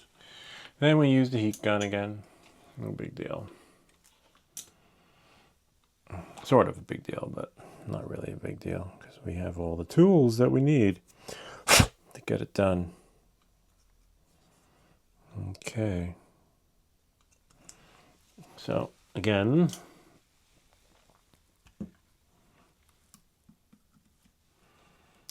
and that's why you need this and that and that, the backup power. All right, so now we can, capacitors are really easy to come out, especially if you need spare parts. They're some of the best ones to work with.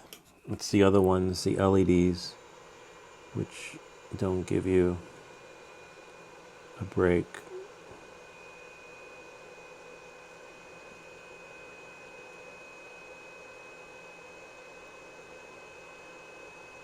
Just let it get its ideal temperature.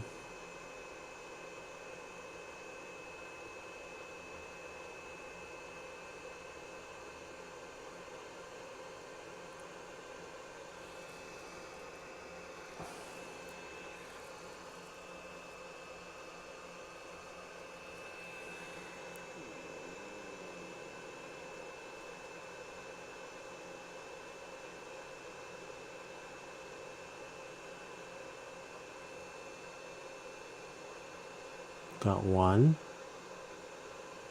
And double check, make sure that it's coming out.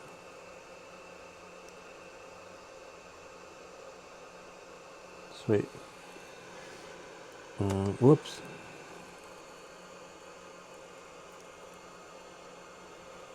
Just make sure your clips are there.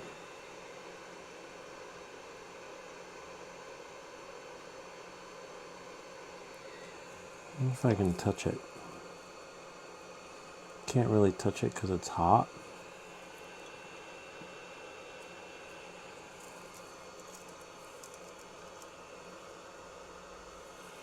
Just make sure you get your stuff in position. Make sure you don't. There we are.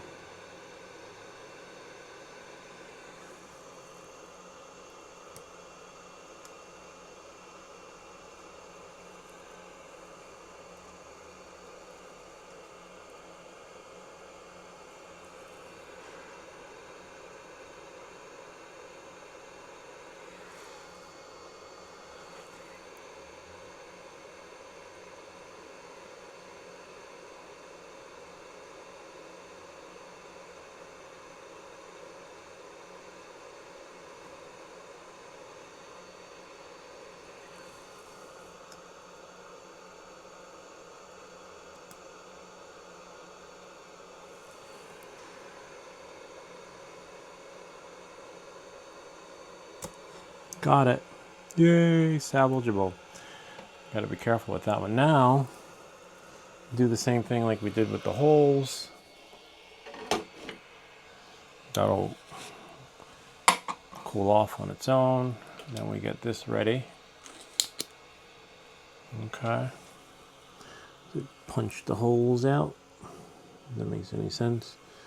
By just poking the soldering iron through. As long as the soldering iron is its ideal temperature, and then voila. See? Got one hole. And then you do the same with the other one. Double check.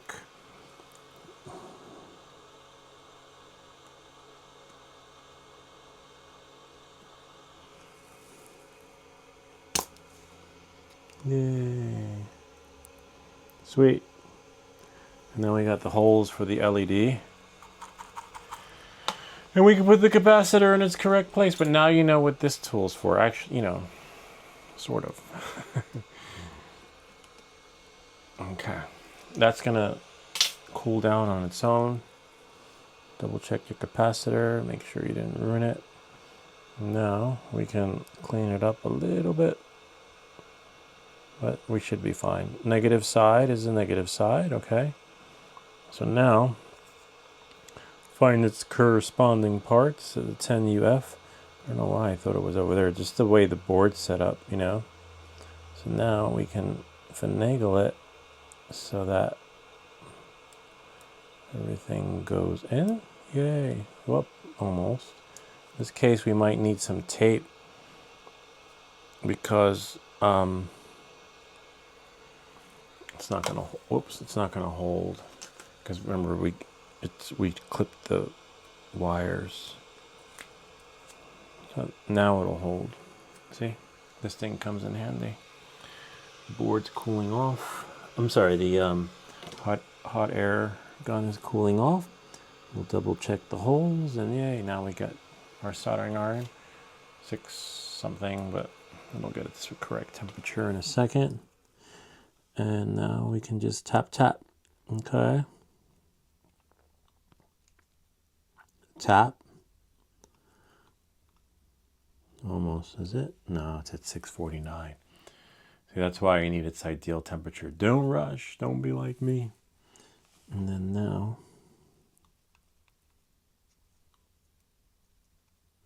one, and sometimes you may have to turn it,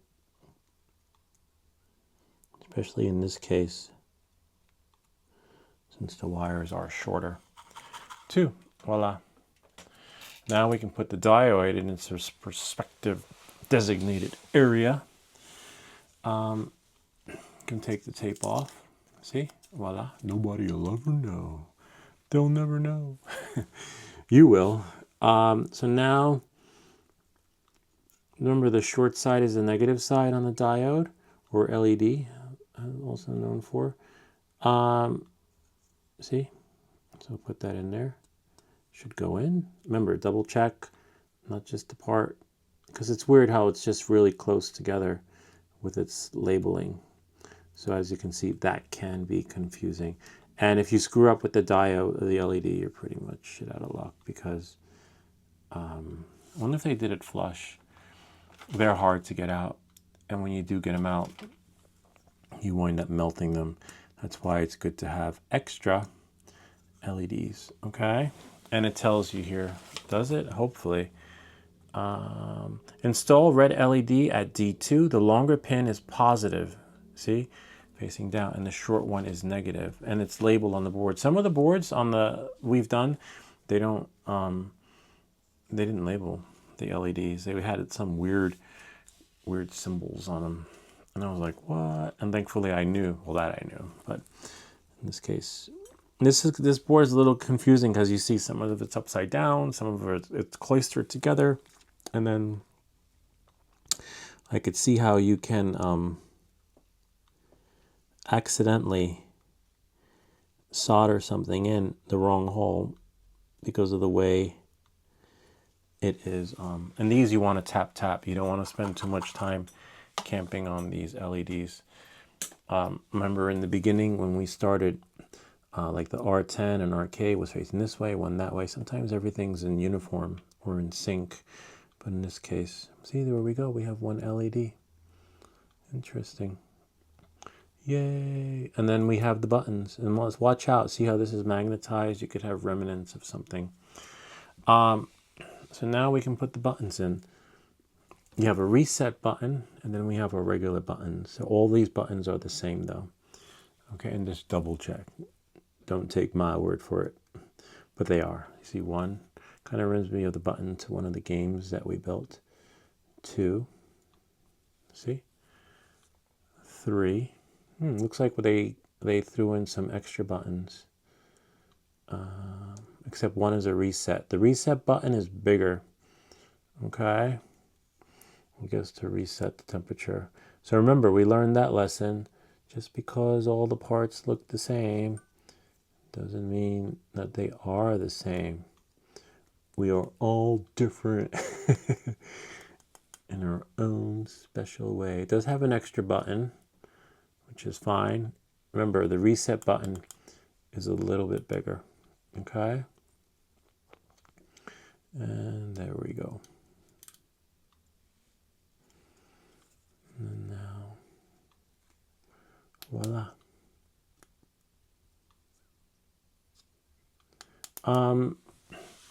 I probably tape, right? Just in case, because sometimes the buttons will slip out and you don't want that. That works.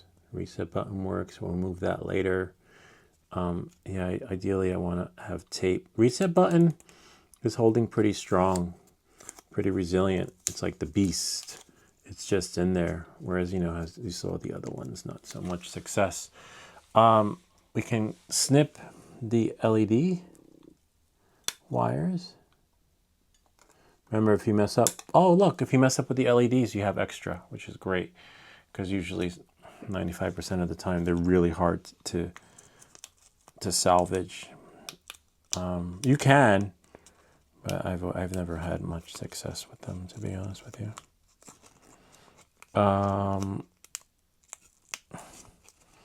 Just making sure these are like this. There, that they're nicely in there. Get it to its ideal temperature, 780. Wow, nice. It's still at 780. Okay, now these will tap, tap, tap. So, oh no, when I pressed that, it was at 780, but then it wait a little bit, then it shows you what the original temperature is. So we wait, because these pieces have plastic on them, and you don't want to ruin it. So we have an extra transistors, and they probably thought of it. They're like, Lewis is probably gonna mess it up, and let's throw in an extra one, or so-and-so is gonna probably mess it up. Let's throw an extra one of these in. The transistors, as you saw, are easy to remove with the heat gun. You're okay there. The LEDs, I'm glad they threw extra ones in there, because you usually get one take with them. Unless you solder them in and don't clip them, and unless heat's being applied.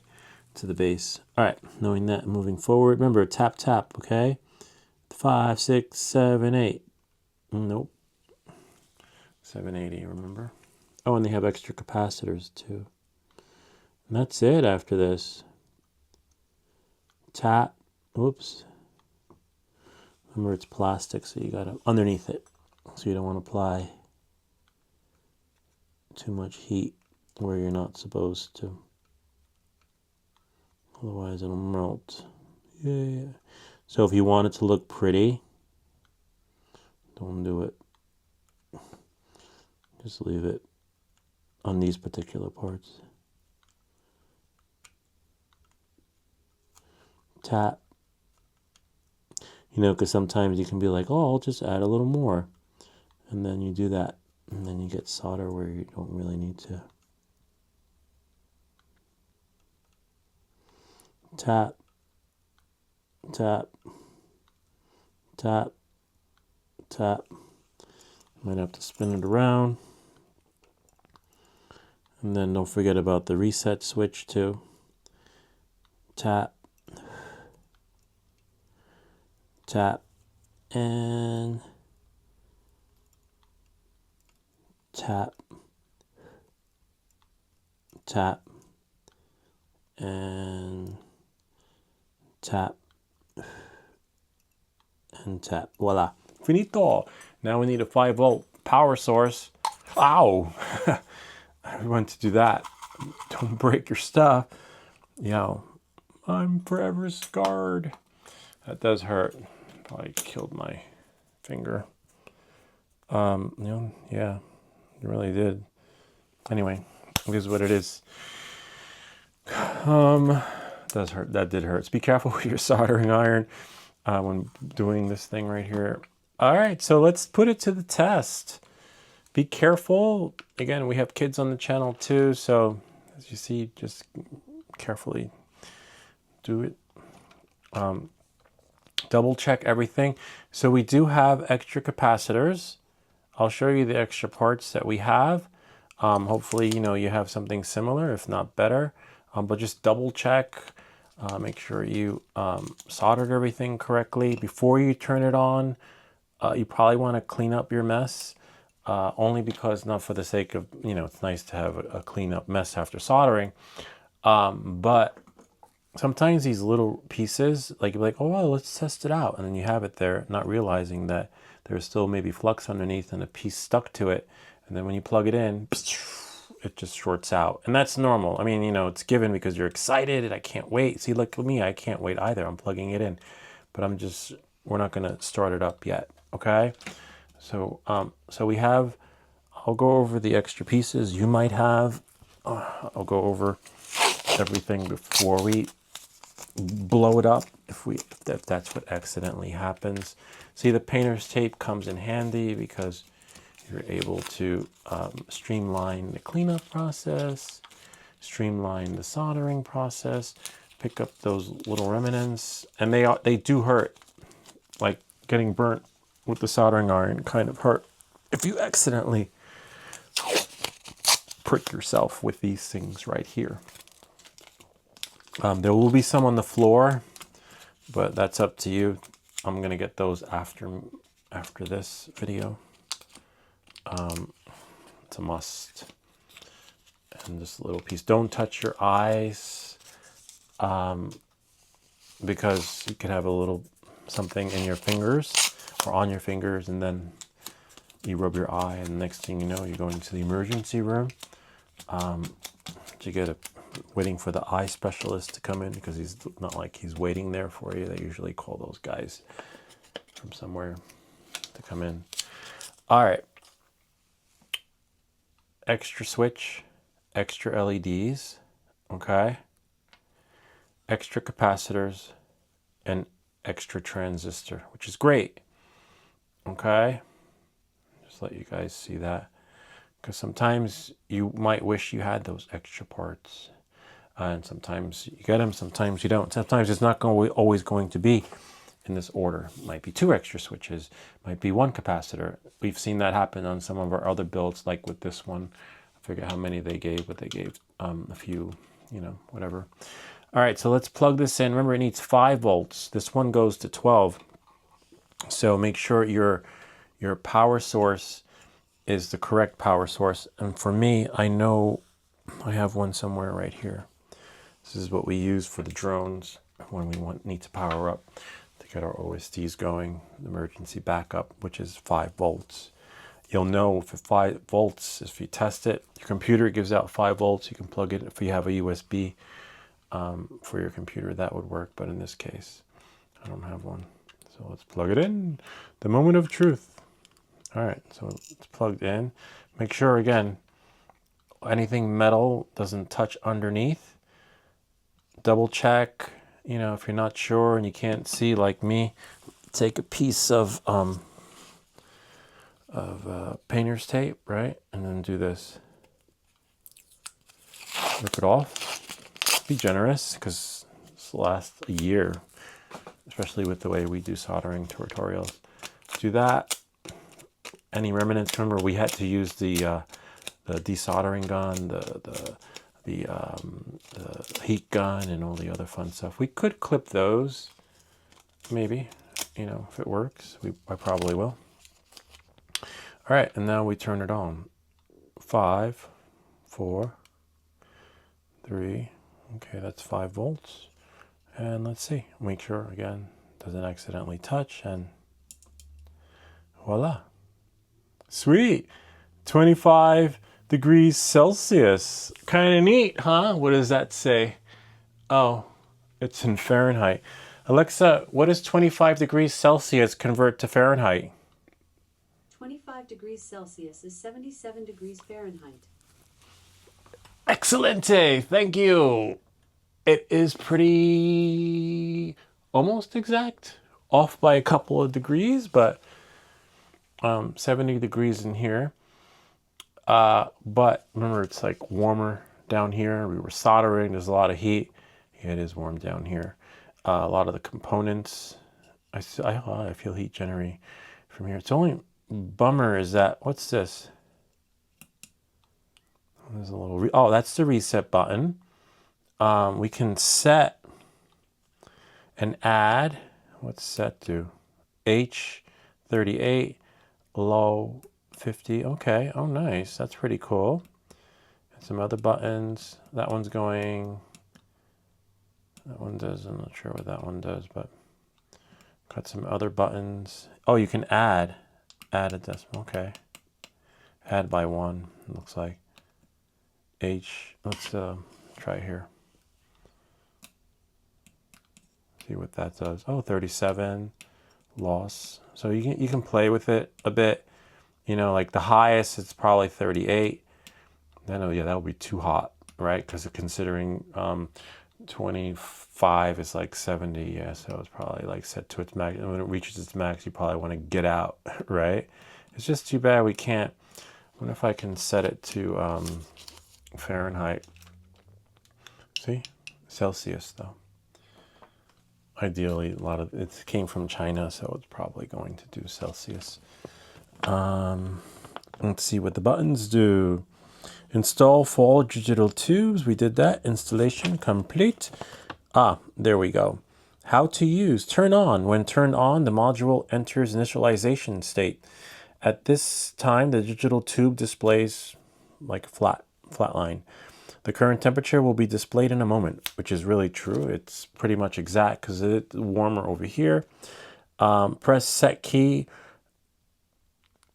Press the set key. The digital tube flashes a display, and H indicates upper limit temperatures. Okay, press the set key again, and the digital tube flashes. The LX indicates, oh nice, limit temperature.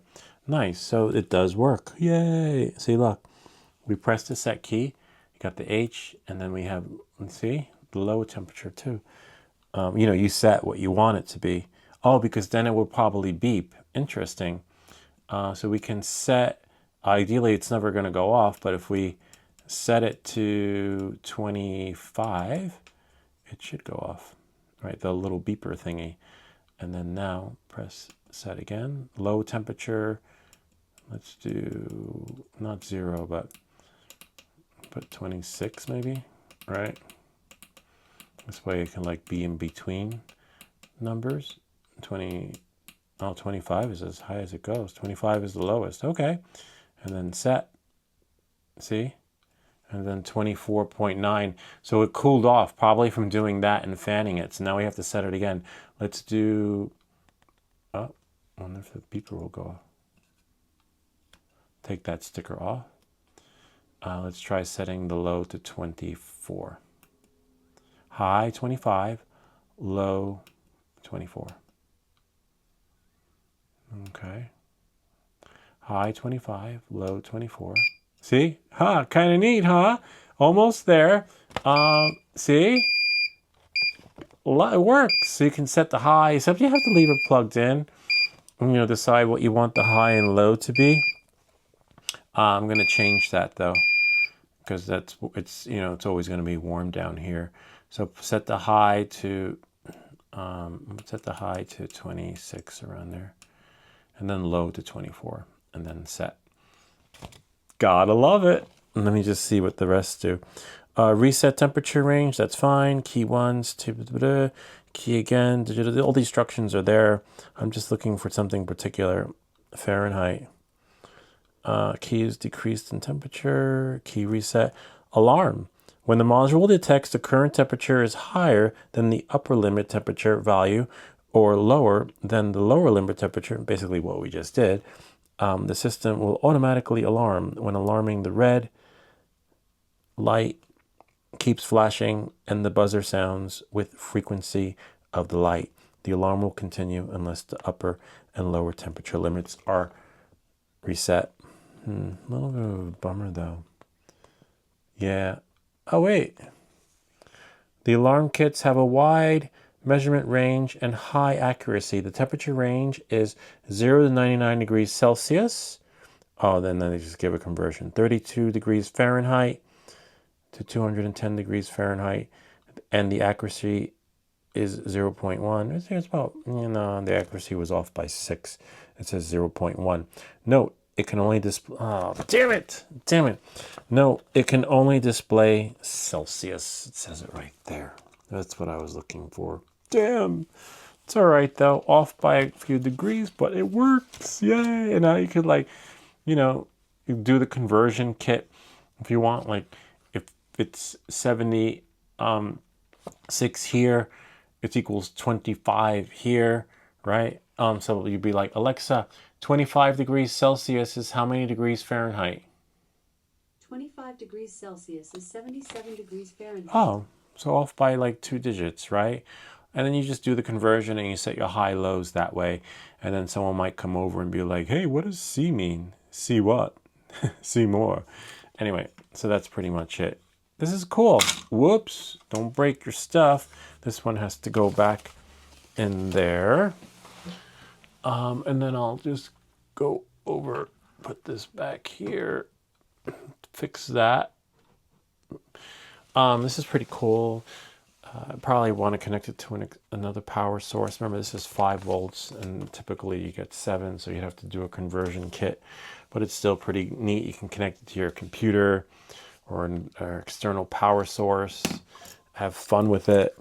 And hopefully this video helped you level up your soldering skills so that you too can work on your flight controller, right? Or whatever it is you want to build moving forward if you haven't soldered in a while. Anyway, that's pretty much it. I hope that this video helped you. If you have any comments or questions, feel free to leave them down below, or ideas for other videos. Remember to like and subscribe, and we'll see you all next time.